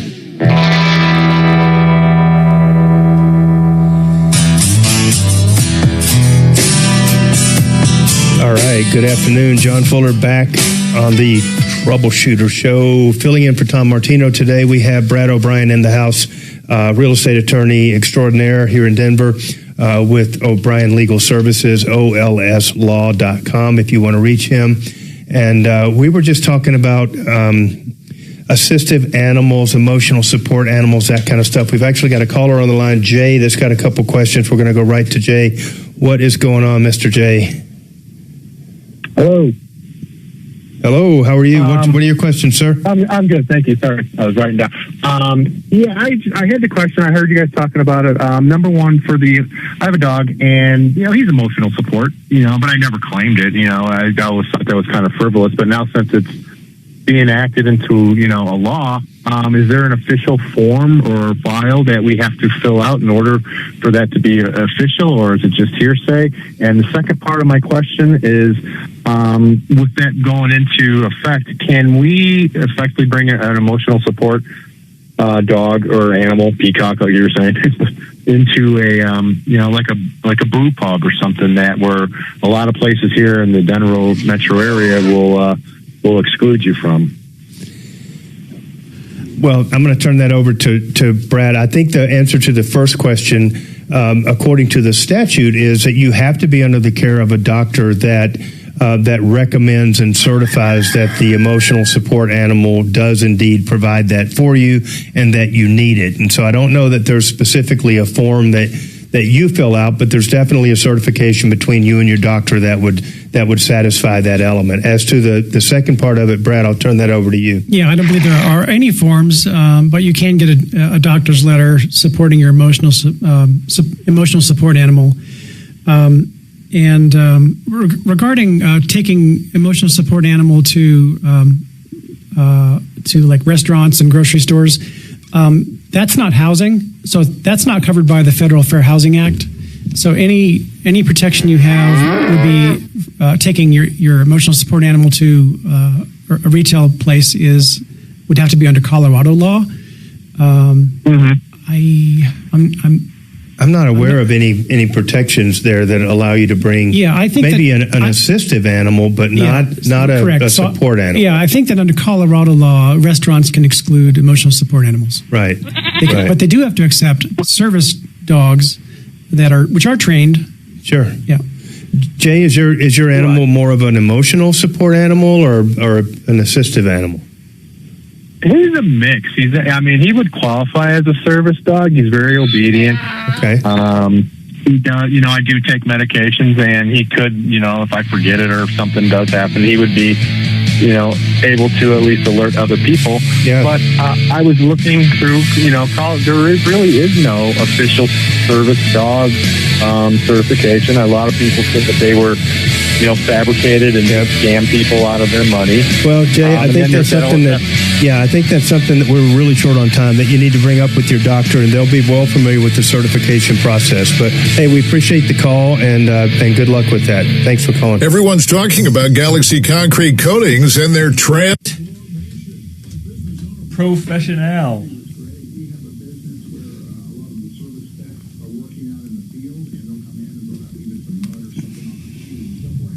Dragon, this Fix It 24/7 makeups, do you need me to do those, or is that just an old note? Old note. Thank you.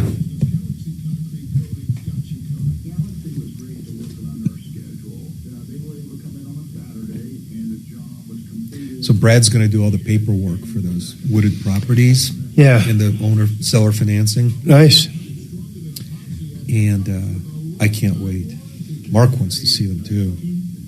And it's that part of the Elbert County where there are these ravines cut by ancient rivers. Right. And you can see like the stratified rock formations in the Right. ravines. And one morning I was driving out there to my gun club, and I saw a woman on horseback with literally a steaming cup of coffee and 4 dogs following her as she's just drinking her coffee on this horseback ride.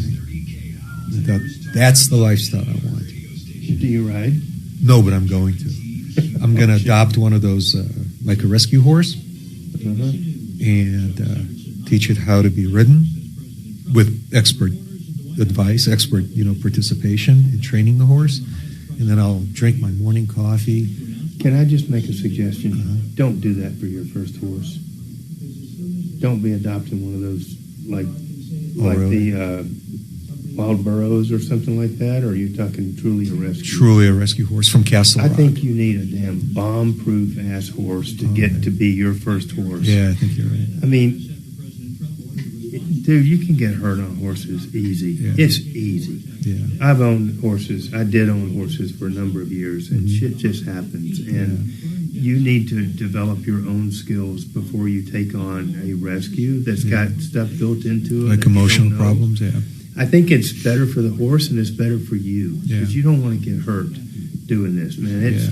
They're big, powerful animals and not intending to do anything. Oh, yeah. Just accidents happen. They'll just get spooked, yeah. And so there's a learning curve of getting kind of up to speed on horses. And then, I mean, if you can have one, you can have 2 or 6 of them. But once you have one that's bomb-proof and really you're dialed into that horse, if you bring another one in, it's kind of like a dog in the sense that there's a certain calmness that gets kind of imputed to the other horse and helps that transition process a lot. So I would be careful. That's like rescuing a previously, aggressive pit bull. Or dating a stripper. Dating a stripper, same concept. It's just there's a lot of risk there, and you need that's right. You need to be well skilled in stripper management before you adopt a wild or anybody one like named that. Tiffany. Or anybody named Tiffany. Exactly. You're picking up what I'm putting down, clearly. Is there truly like value in if you get a horse, you should also get a donkey? No. Okay, that's a myth. They like a buddy. I mean, horses don't like being alone out there either. They like a friend. But it doesn't have to be a donkey. Donkeys don't ever die, so you got to be careful buying a donkey. Those fuckers live forever.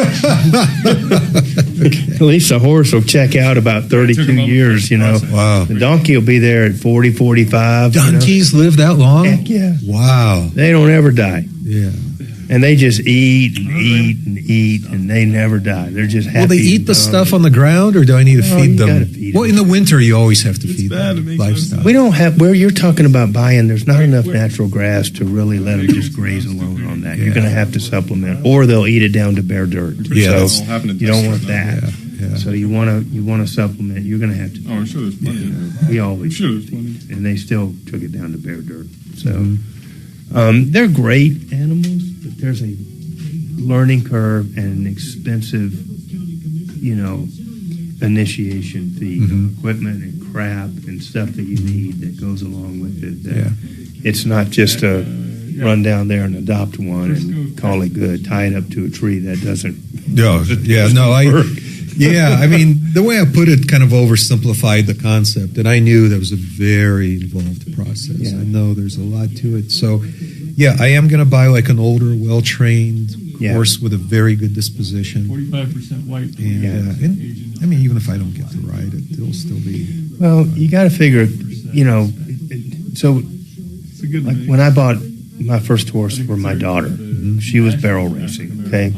We didn't go buy one of these crazy-ass psycho barrel racing horses, We bought a bomb-proof cow horse, one that would open gates, close gates, go through, deal with this, could handle things blowing up in front of it without losing its mind. And that was what you were happy to put your kid on, because that horse. What's to say? Why does the color matter necessarily?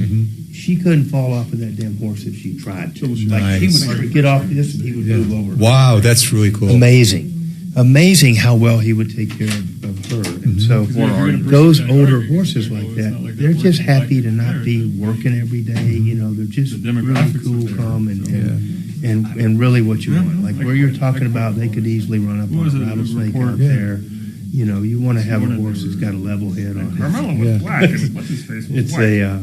They're great to have, but man, there's a lot of problems. One person stabbed another. That are willing to sell them and not disclose stuff. But it needs to be shown the skin color of everything. It's a tradition as old as time itself. Oh, really? Okay. They just pass it on to the next guy.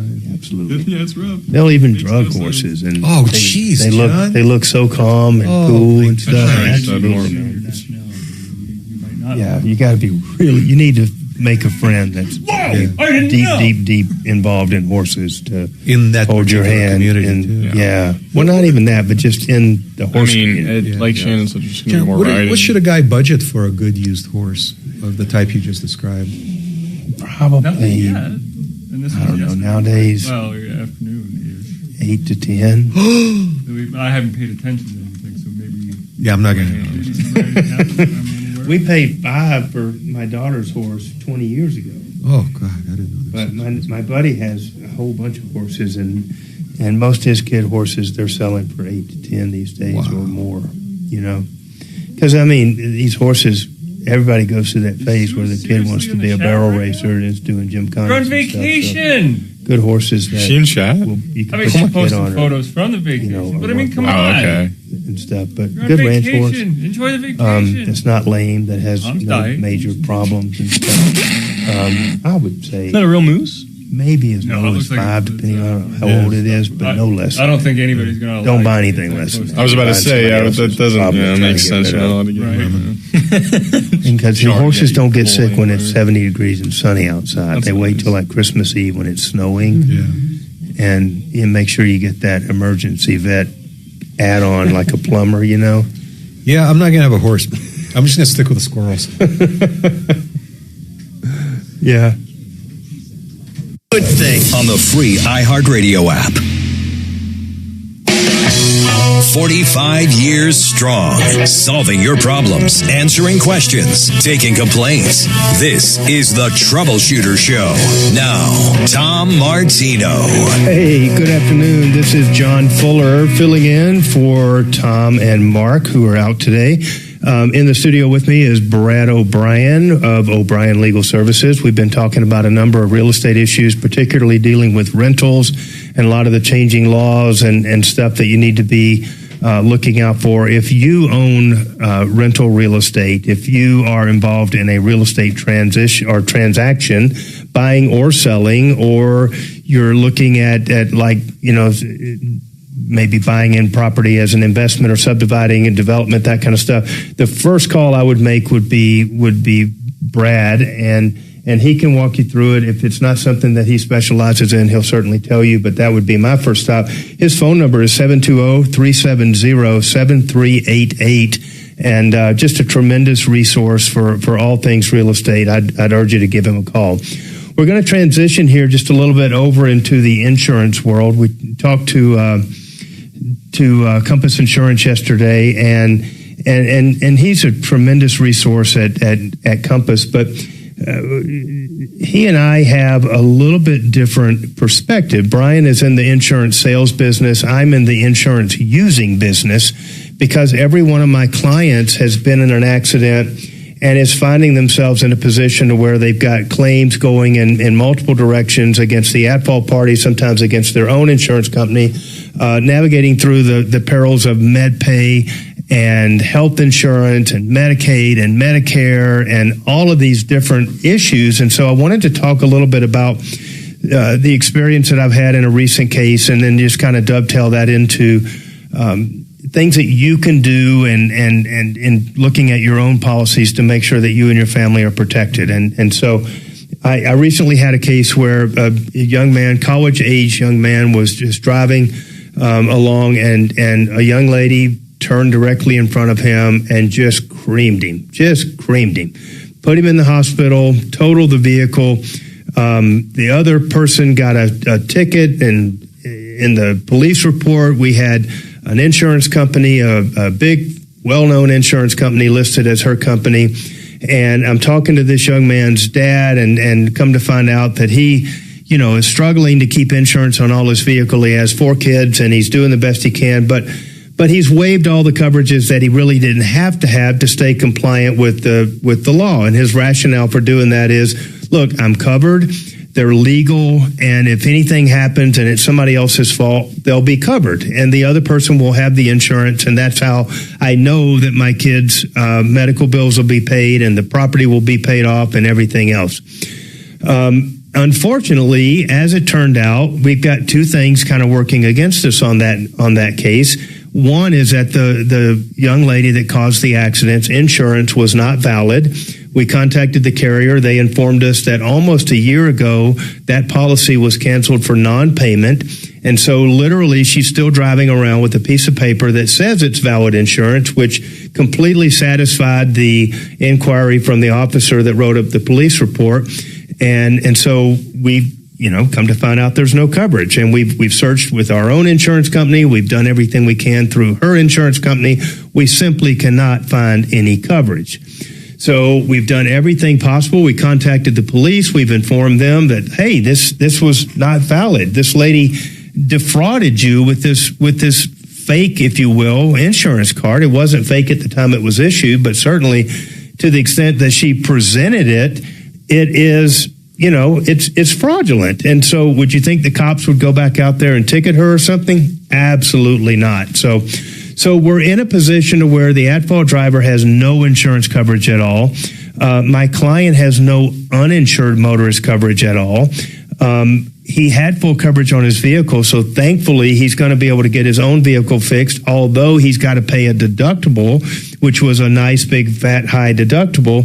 But from the standpoint of his kids' injuries, there's nobody to go after whatsoever.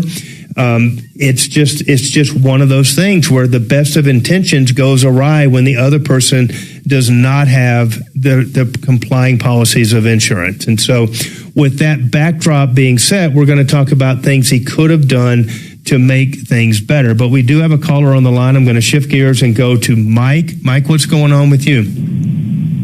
Hey, John. Thanks for taking my call. Of course. So I have a question and a concern. It's 2 parts. One has to do with DraftKings, and the other one would be with the Ameritrade. Okay.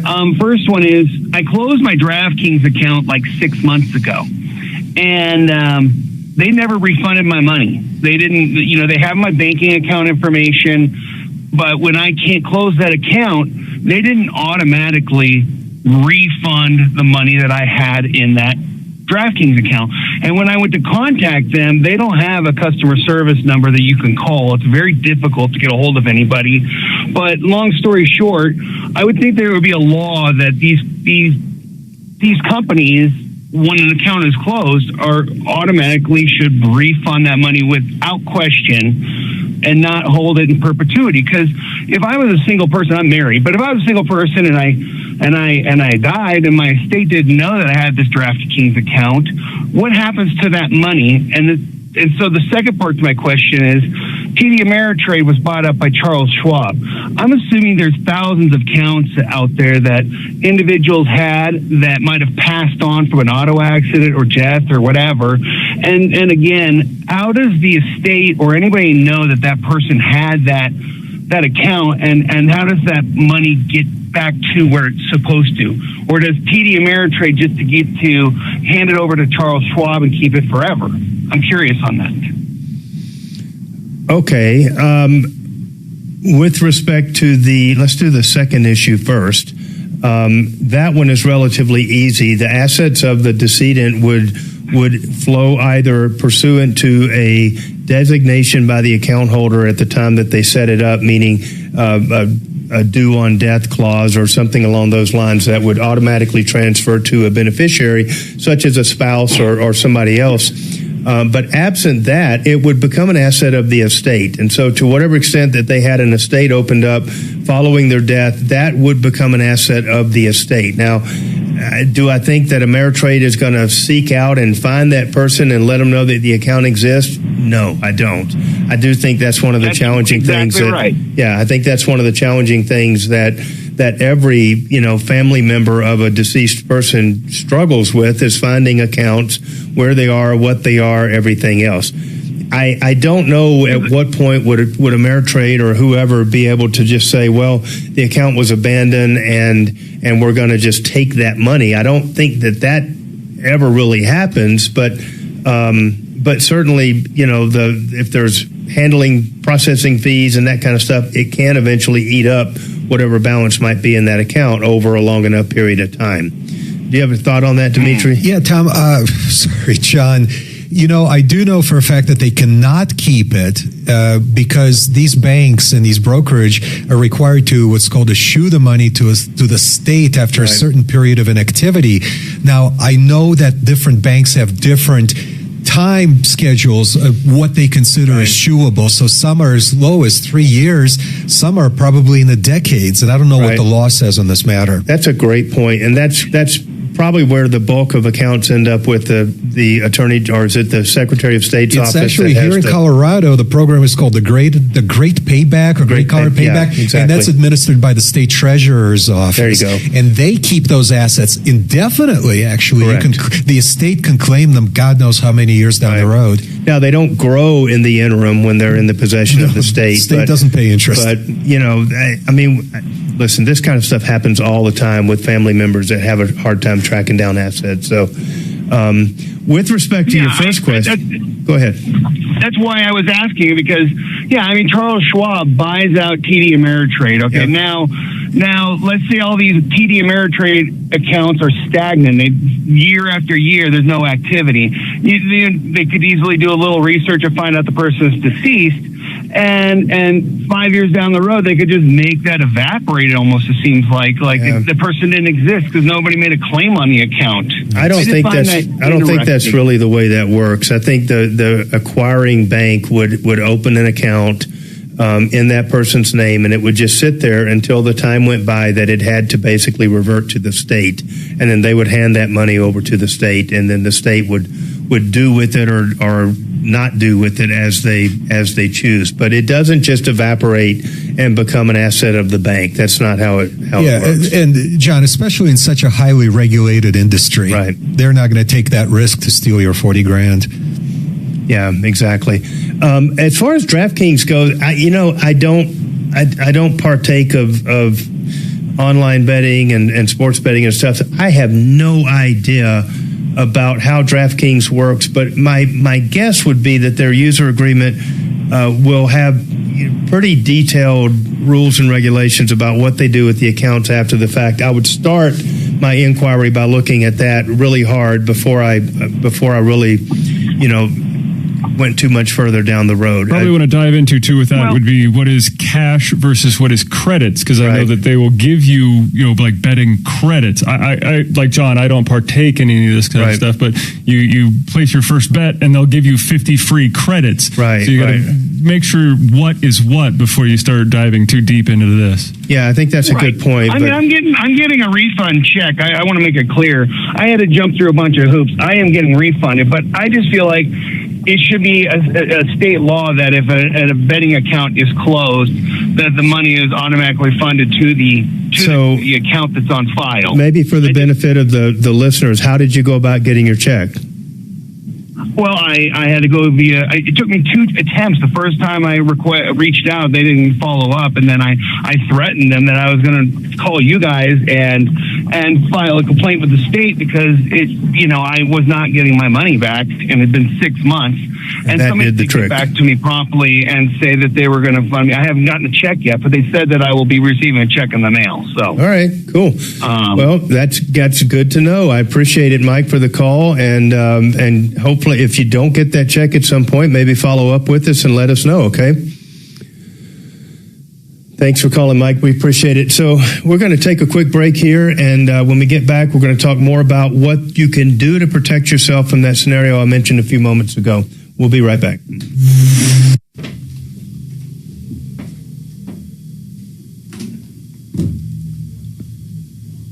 All right, your compass is coming next.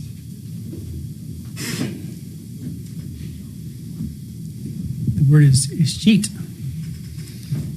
The money. A shoe, a sheet, what the fuck?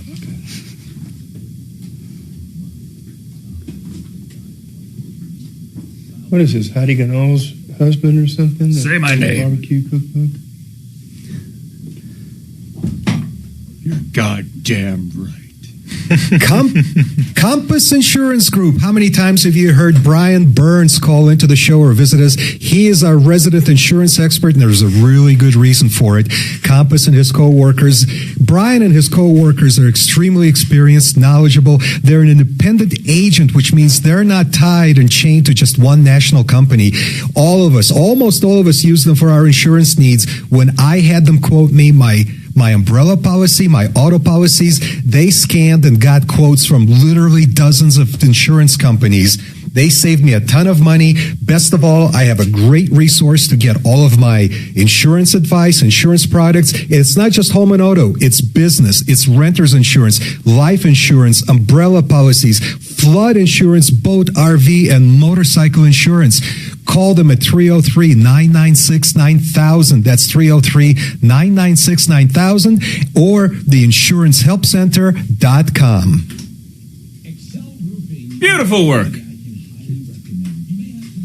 Good job. Good job. I have no idea how long that took. It was at least 30, right? It was at least 30. I can guarantee you that. Okay. I want to under-promise and over-deliver. I used to do all those 2-minute spots and stuff, and you kind of get on a roll, and you get used to how much time that is. Yeah. And so I expect these guys just do it so much that they can just spot on 30 seconds without even trying. Yeah, they don't even look at the timer. No. Mark uses it, but I never saw him glance at it. Right. He's just with his fingers doing this out of habit. Yeah, Tom is always on that stupid thing in his house and stuff, but I don't think he looks at it either. But and I did this, but then I forgot to start it.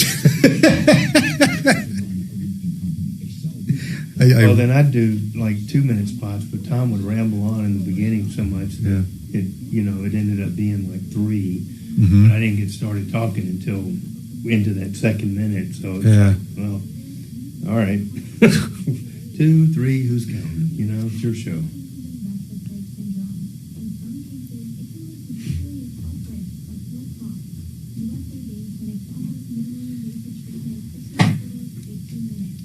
Dragon said my 4th one was good too, period. Mark is wondering about how I'm doing with the lives. I asked him if he was going shark fishing today. He asked me for a referral for a charter down there in Florida. Wow. No, wait, he's in Alaska. Oh, I don't know where he is.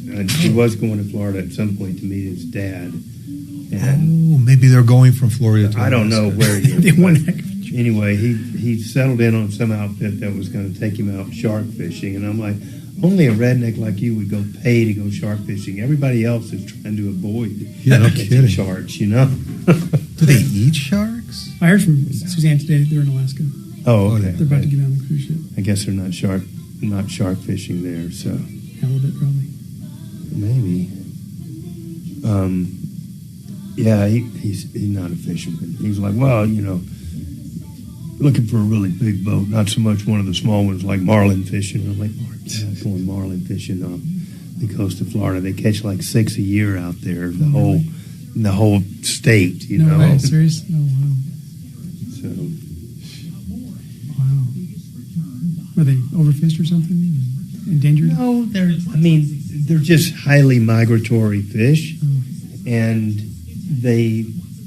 when they kind of come around the Gulf Stream, they just tend to stay pretty far offshore, and they end up being over towards the Bahamas and Bermuda, and then they kind of come back in. And so New England, for us, actually has a lot more marlin and stuff than down around Florida. The Gulf Stream just goes out wide, and they're on the other side of it. So they do catch them. I mean, they do. They catch them in the Keys. Every year they catch 2 or 3 of them, but it's only 2 or 3 of them. So nobody really targets them. They're just kind of a accidental woohoo. We caught something that you don't see very often.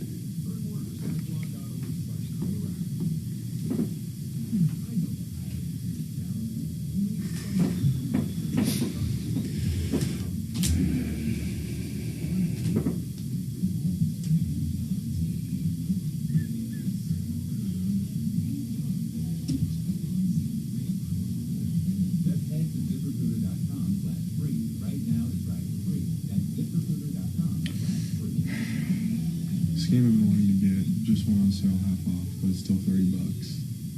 This year, Americans earn 200. That's half off? Yeah, for games nowadays, yeah. Games like the new, like if a game came out today, it would be $70. It's awful, isn't it? Yeah. But I don't buy the AAA games anymore because they're actually just awful. Yeah. Discover Wasson Watch Co. Made for the long haul. Explore the collection at wassonwatch.com. WASSON watch.com. From the True Green Weather Center. Lots of sunshine and a hot day ahead. Pretty breezy as well. Temperatures near 90 and another day with high fire danger. I'm Fox 31. Weather meteorologist Kylie Bird. This report is sponsored by Taking a Walk Podcast. I'm Buzz Knight, the host of the Taking a Walk Podcast, and join me for an upcoming episode with Ziggy Marley. That's Ziggy Marley, Grammy winner, A Legend's Son, on the Taking a Walk Podcast on the iHeartRadio app or wherever you get your podcasts. This hour from the Trajan Wealth K-House Studios. Trajan Wealth, your trusted leader. Fiduciary Advisors, TrajanWealth.com. Denver's talk station. Online at khout.com.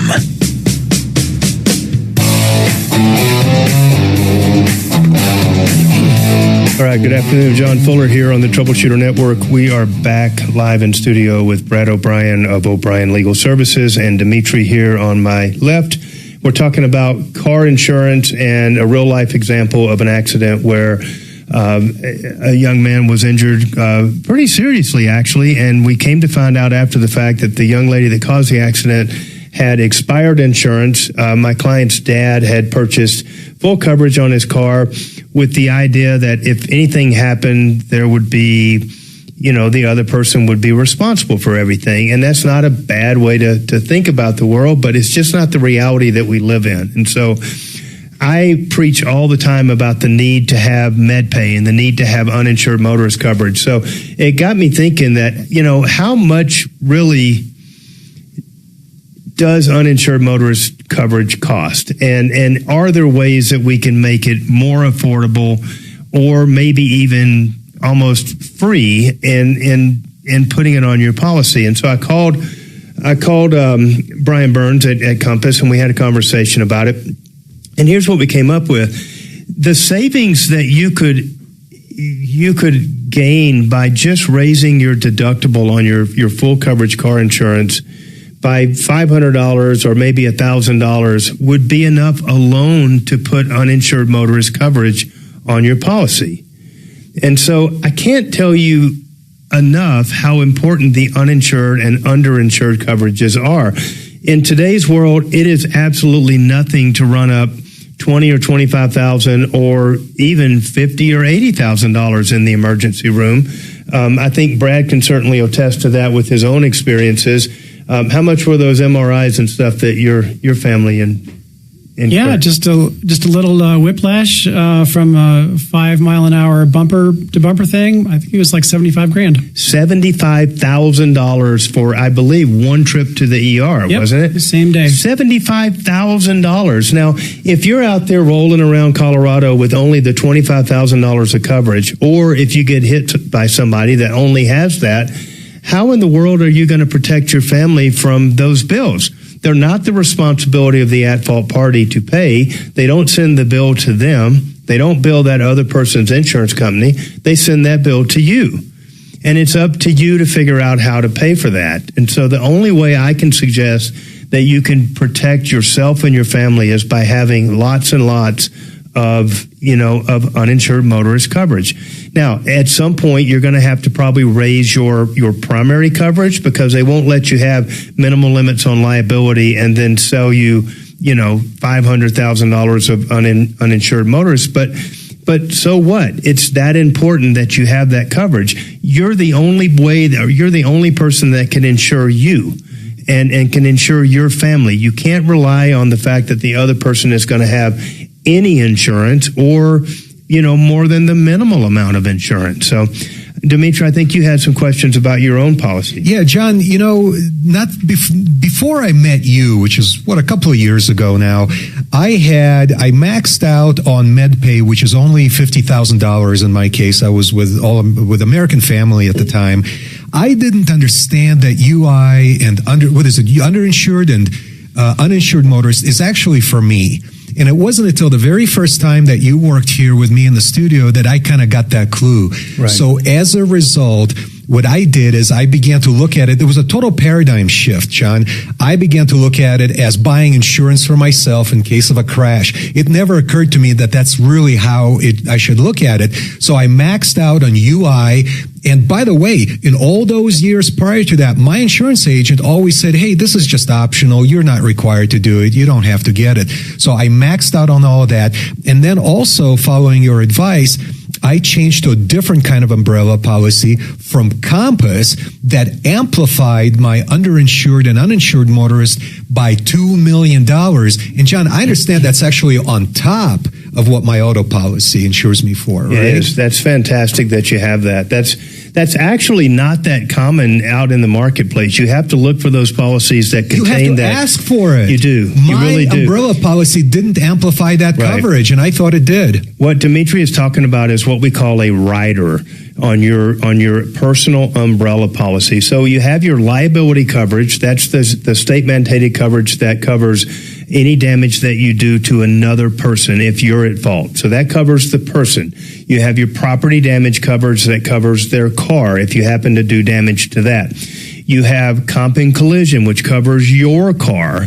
And then you have MedPay, which provides some coverage towards your own medical bills without respect to who was at fault in the accident. Only $50,000, and look, Brad just told us it cost him $75,000. The minimal amount that's required by the state, and it's not even really required; it's an optional coverage, if you will, is only $5,000. So if you think about the 75, the 5 is just a drop in the bucket.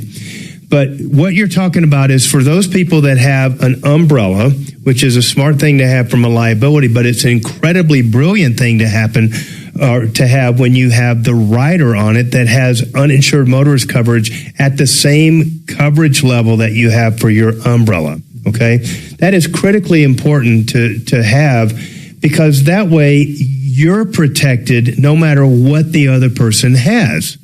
And that's the critical point that most people just don't think. Now, why wouldn't an agent tell you that? I think mostly the good agents will tell you that, but here's what they're up against, okay? I had a good friend that was an agent at one point, and I kind of just beat him up one day, like, why would you ever sell a policy that didn't have MedPay or it didn't have uninsured motorist? And he's like, John, the problem is this. I've got to feed my family too. I can't not sell insurance and stay in business. So when I'm competing against these online outlets like your Geicos and Progressives and stuff that don't really have a walk-in agent that they deal with, people are going on there and strictly shopping price. And so when you're up against a computer and nobody really explains how important some of these other coverages are, they look at them as just being optional. Do I want to check the box and pay more or not check the box? And unfortunately, a lot of people just say, look, whatever the state says I have to have, that's what I want to have, to just give me the stupid card so I don't get in trouble driving down the road. And so when the real agents that actually try to match your needs with the policy that they're selling, when they're up against that, they're always going to be higher because they're putting coverages on there that you actually need and that will actually protect your family. And if you're just shopping dollars and cents, you're going to lose every time. So, John, let's switch gears for a second. And from your perspective, which is a personal injury attorney who works a lot of car crash cases, let's say I'm, God forbid, in a car crash and the other party is at fault and I'm injured. And, I'm kind of sore. Maybe I got a bloody lip, whatever happens. An ambulance comes. I really don't feel like I need to take an ambulance ride. And I don't. And then some days later, maybe a week later, oh, my back, it's not only not getting better, or my neck, or whatever it is that hurts, it's actually getting worse, and I finally got medical attention. How much am I going to be hurt by the fact that I declined an ambulance ride on the day of the accident only because I didn't feel like I was injured to the extent that I should have lights and sirens? I get it. We'll answer that in just a moment. We'll be right back. That's what you call a tease. Oh, yeah, do this if you need, because I can't see them. So he's over there going, oh, yeah, well, please reflect a little bit of it. God, what the fuck is he doing? Shut up. Shut the hell up. He was doing all of that. I'm going to get a rear view mirror over here so that I can see driving. Exactly. So I'll just translate it for you. Thank you. Yeah, Yeah, a couple of those. Right, exactly.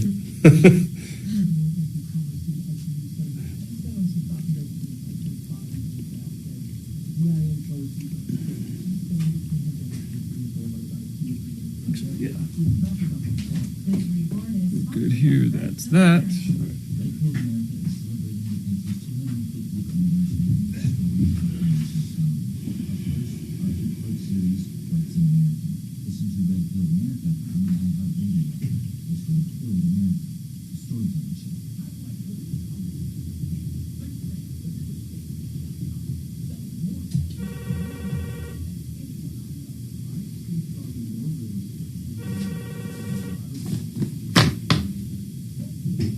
Y'all see that kid got convicted yesterday? Oh, yeah.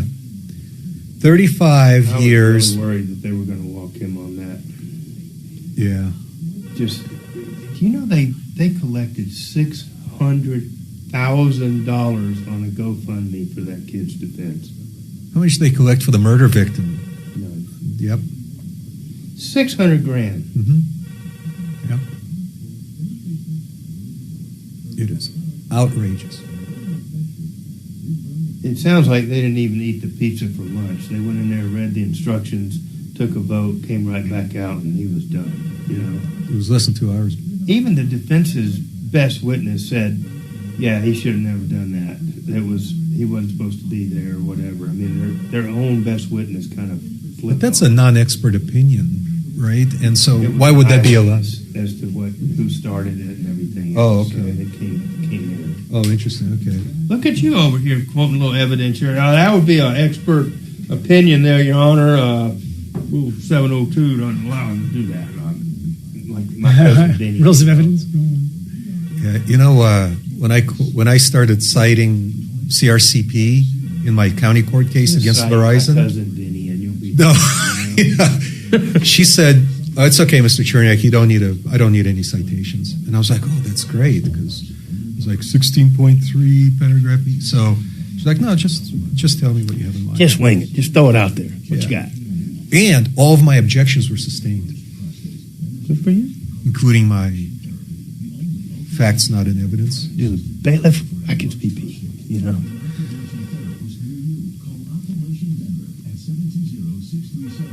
And of course, I wore a suit. And I bought these boots, especially for going to court. So I made sure the judge saw my boots. Gosh. You're getting it figured out there, Dimitri. I'm thinking about getting spurs. So I'll make that. I think that'd be a good touch, but you're going to have trouble with security getting through if you're going to court. You think they would actually object to Yes, spurs? I do. Yes. This pen is a much more effective weapon. No doubt. But you go setting off that bad boy with the clink, clink, clink spurs going in there. I want to make that sound. They're going to be like, sir, you need to take those back to your car there. It's the government for you. It probably depends on which county more. Like I used to go up to Yuma County all the time. Mm-hmm. Those guys would have knives in their back pocket and at the courthouse. Yeah, nobody gave a moment's thought to that. You know. Yeah, I had to leave my gun, my knife, in the car. You probably could have wore your gun in there. I mean, well, you did have to go through security, but it's like, oh, it's just my knife. Okay, go ahead.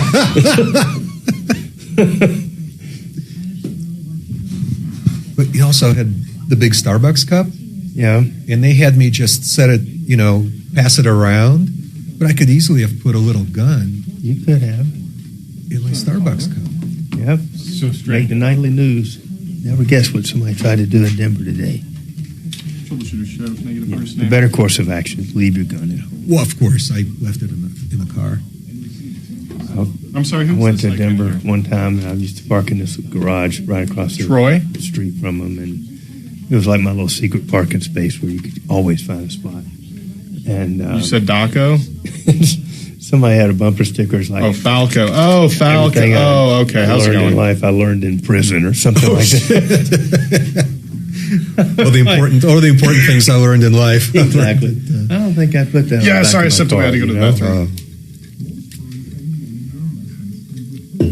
What'd you want to talk to Dimitri and John about? Yes, get them in there, Falco. Right on. What you got?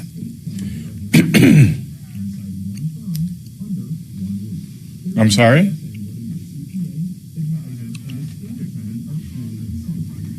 I don't know. All my filings had footnotes, just like on the internet.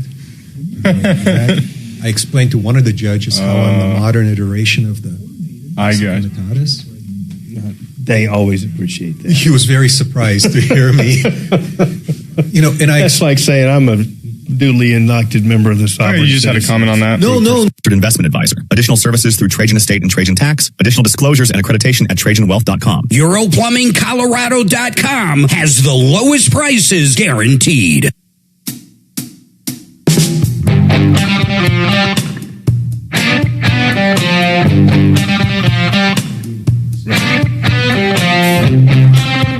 Hey, good afternoon. John Fuller here, back live in the studio with Brad O'Brien and Dimitri, taking your calls and working through, answering questions, taking complaints, and solving your problems. We are live here to help you. The studio number is 303-713-8255. Give us a call, and we can handle your call. We're talking about insurance and automobile claims and the role of uninsured motorists and that kind of stuff. Dimitri just posed a question that is an important question about whether or not you go to the hospital and whether there's a penalty associated with electing not to receive medical care. And I'm never one to suggest that somebody needs to get care that they don't need to get. So obviously your condition will dictate whether or not you go to the hospital and you seek the care. But I will tell you this. Everything that you do or don't do in the course of treatment and recovery from injury sustained in an auto accident are going to be scrutinized with a fine-tooth comb down the road. And they're going to attempt to misinterpret or mischaracterize what I do or don't do, right? And they're going to suggest if you're not better today, that probably a good part of the reason why you're not better is you didn't go to the ER, called a failure to mitigate, or that you somehow missed that opportunity, or you must not have been that hurt in the first place anyway, because anybody that was really hurt would have gone to the hospital. And so really, if I had my choice, every single case that we had would have an ER visit that gets in there and at least eliminates, all of the different possible things that could be wrong with you and establishes a baseline for all of your treatment going forward. But that's just not practical that everybody's going to do that.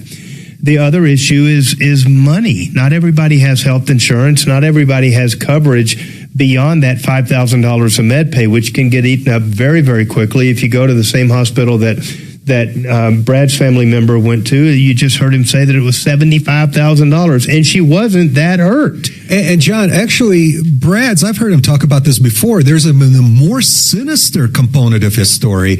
While she was in the hospital, a woman came in pushing a cart with audio-visual equipment and started recording information about what's your insurance company, what are you insured for, how do you want to pay for this.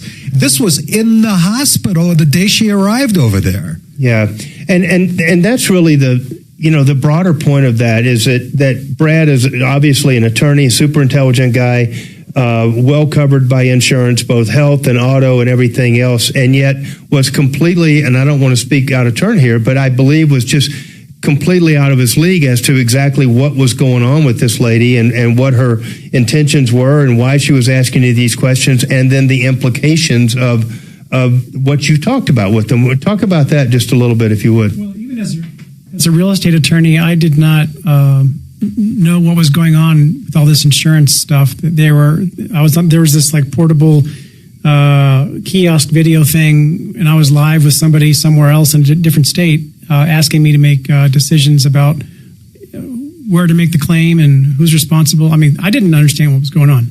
And it was right there when I had just shown up and was sitting next to my family member who was in the hospital bed.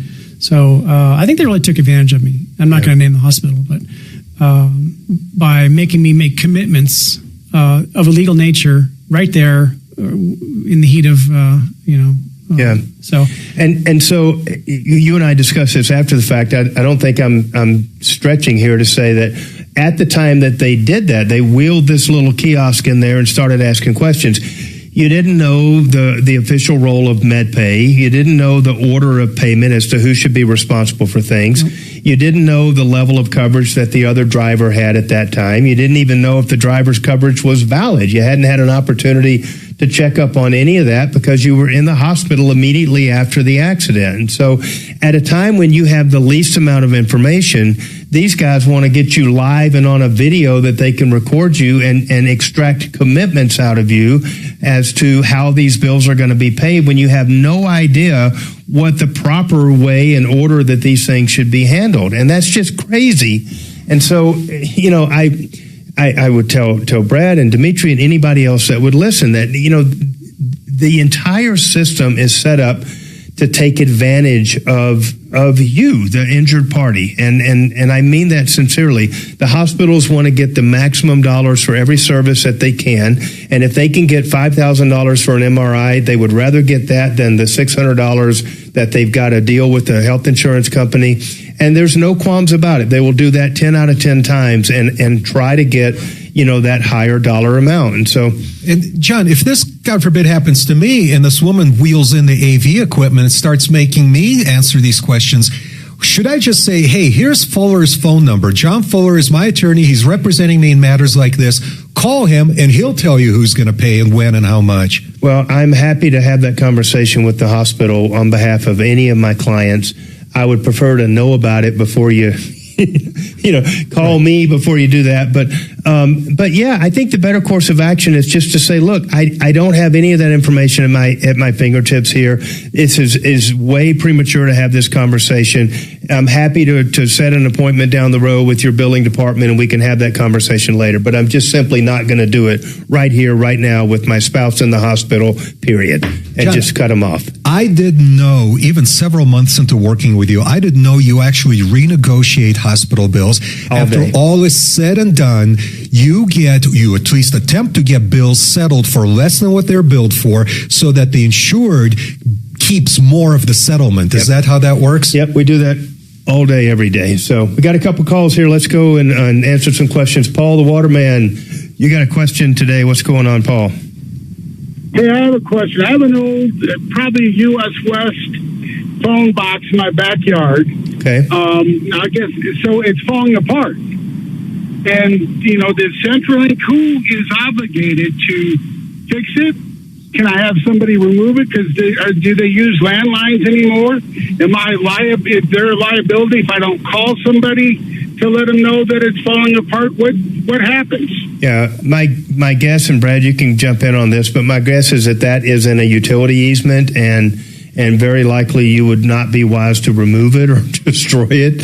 But it is the property of the utility company that it belongs to, and I would start by going there. Do you have any other thoughts, Brad? Yeah, I don't think a homeowner is responsible for maintaining the utility company-owned equipment in the utility easement. If it's falling apart, that's their problem too. Yeah, I would get a hold of that utility, but you cannot get rid of it and just go out and remove it. That's not going to work out. Thanks for the question there. Go ahead. Yeah, no, I wasn't going to do that. No, I wasn't going to remove it. I just didn't know if I was obligated to let them know, and clearly I'm not. So if it just falls apart and decays in my backyard, it's nothing against me then. No, I think that's their problem. It's their equipment. It's not your duty to maintain or to, you know, to keep that equipment up to snuff.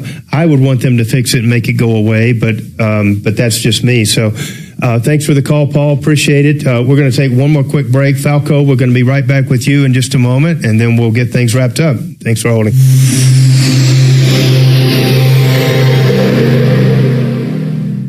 Now, impact traffic. Pretty quiet drive throughout the Denver Metro for 1 o'clock. Some normal slowdowns through the downtown area. Slower speeds, I-25 northbound between Alameda and Colfax. Southbound I-25 showing highway speeds through town. Up on the north end through Commerce City.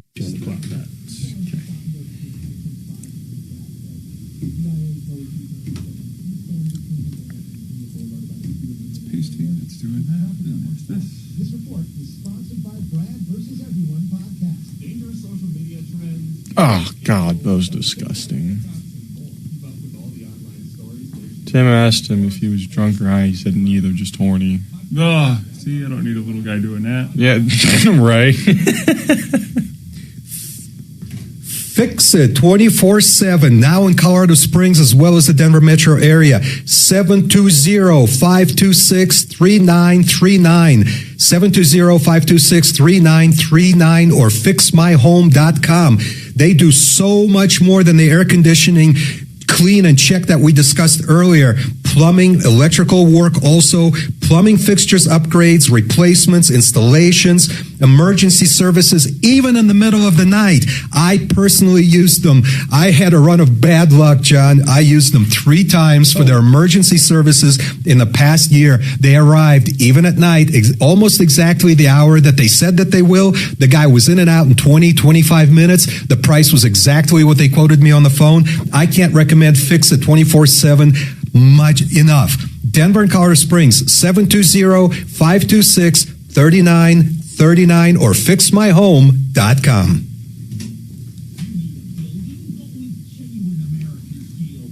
Here. What was that? Say again? I gave them more. Oh, yeah. Yeah. That's where you do it. 59.53. Under promise and over deliver. There you go.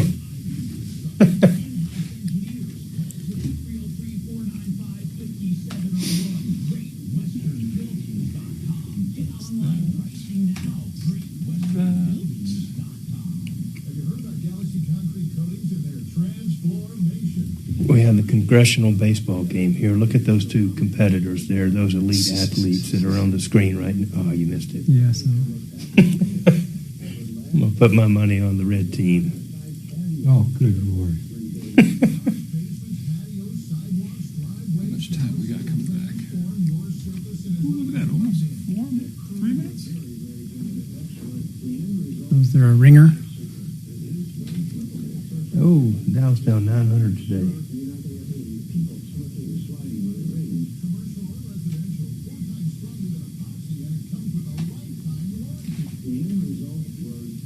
You in just a moment, and then thanks for the call, Paul. Appreciate it.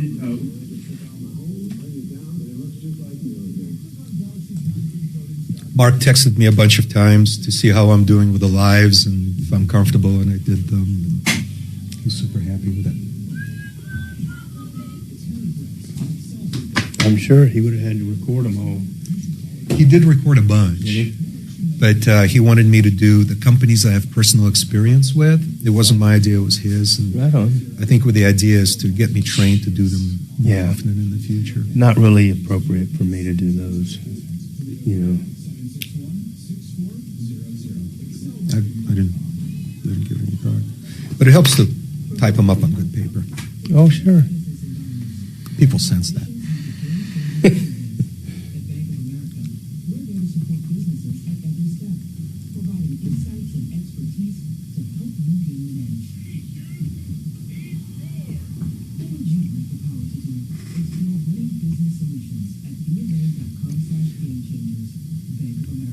Brad, I think I told you this year's Meat Fest invitation hasn't come out yet, but it will soon.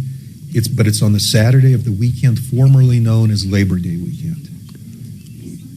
Formerly known? What is it known as now? Columbus Day or Meat something? Fest weekend. Oh, gotcha. We have a band that's coming in, like with tour buses and everything. They're the headliner band on Outlaw Country Cruises. Oh, cool. Out of Florida. I was in Florida when you had your last week. So. Don't make that mistake again this year. Yeah. Troubleshooter Show. 8 hours of eating meat, followed by another 8 hours of cigars and whiskey. We invite only extremely interesting people. Sounds like a real sausage fest. There's a John Fuller and Dimitri. It's about 50-50 gender-wise, And shows but about interesting people. We had the Burrito King of Denver last. And the show's last about year. it. We had an NFL coach, like a very famous NFL coach. Oh, okay. TV show stars. Very interesting conversation. Yeah, we'd love to help you out. Closed it down. Do you want to come on air tomorrow and talk to John Fuller and Dimitri? And we had about 32 different animals represented. Can I get a good number to call you back at? Is the price of meat affecting anything? No. So it's Meat Fest. That's at your house? No, my friend Stephen Kimberly's house in Buddy Bray. 709664614. Cool. All right. I highly recommend ride sharing I'm service. Because the whiskey and port comes out when the first sets. name. What It's was the dogs. first name again? Right. Okay, perfect. Awesome. And what time tomorrow is it good for you to give me me to call you?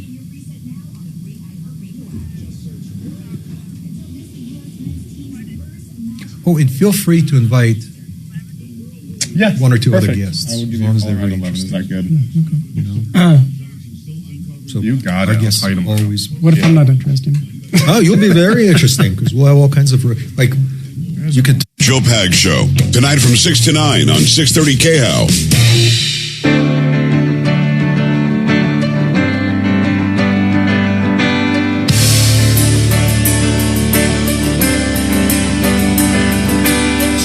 All right, welcome back. John Fuller here. We're going to go immediately to the phones. You can still reach us. We still have time to take care of your question if you get in quickly at 303-713-8255. But right now we're going to go to Falco, who has a comment on tickets. What's going on with you, Falco? Hey, John. I got distracted. My comment was about injuries. So when you're in a car wreck or if you're at work, so I fell through the raised floor at my office and didn't go to the emergency room. You know, I grew up, big boys don't cry. Yeah. So I've got damaged ankles. And then I was actually working overseas as a contractor. And I was in a pretty serious car wreck and damaged my neck. And again, big boys don't cry. So, there was 2 serious cases that I could have filed workman's comp for. And, I walked it off, rubbed some dirt in it. And now, 10 years later, I've got extremely painful injuries from my neck and my ankle. Right. It's like, it's not worth it. Don't be a crybaby. even if you have to go to urgent care, get it documented. The big thing is documentation. I think that's great advice. Military veteran. Yeah, I think that's great advice, Falco. As a military veteran, that was also another problem is that, in my line of work, if you went to the clinic to, get an aspirin, they called you a malingerer. Right. Well, right. For veterans, it really messes you up because there's no documentation in your military records. Yeah. So you lose out on an incredible amount of military benefits. I agree. Falco, thank you for the call. That's great advice for the listeners. Hopefully you do better going forward, but I appreciate the advice. Thanks for calling. Thank you for everybody else. Save your problems for us. This is John Fuller. Thank you very much.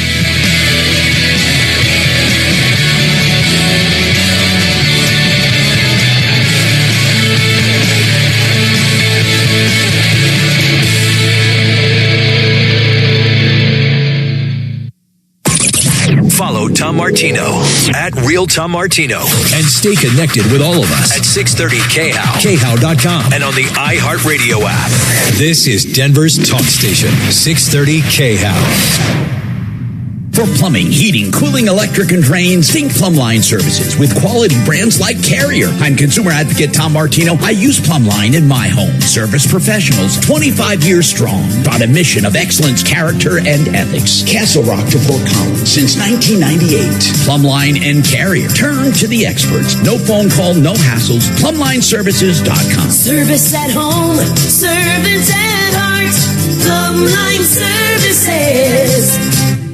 Done right kitchens, baths, counters, and floors, finished basements, windows, and doors. Our 8% scheduling incentive and bank financing to ask about make a great time to call. 800-362-8370 or drhi.com. Facing a job loss? Considering a pension buyout, a severance package, or what to do with your 401k? Hi, I'm Linda Gardner, host of Your Money, Your Retirement, and I Can Help. 720-488-8604. That's 720-488-8604. People join Walk MS to raise awareness and funds that change the world for everyone affected by multiple sclerosis.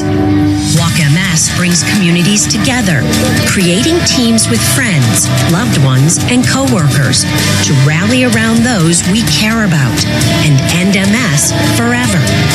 Together, we can change the world for people with MS. Register today at walkms.org. KRFX HD2 Denver. KHOW Denver. This is 630 KHOW, Denver's talk station and iHeart radio station. Guaranteed human. ABC News, I'm Chuck Sievertson. The campaign against Iran is far from over, says Israel's defense minister. Because of new U.S.-Iran attacks, oil prices have been going up, and Wall Street stock indexes have sharply fallen. President Trump announcing on social media what he calls a secret mission last month, claiming tankers with hundreds of millions of barrels of oil successfully traveled through the Strait of Hormuz. This comes after reporters at the White House asked about the latest report showing the highest inflation in 3 years. I love the inflation. You know why? Because as soon as this war is over, I can say it now. Something you didn't know. Do you know we've been taking out millions of barrels of oil? So far, there's no confirmation of this secret oil transport operation. A 30-year-old man from Sudan appeared in a Belfast court today, charged with attempted murder over a stabbing attack that triggered anti-immigrant violence in Northern Ireland. This is ABC News.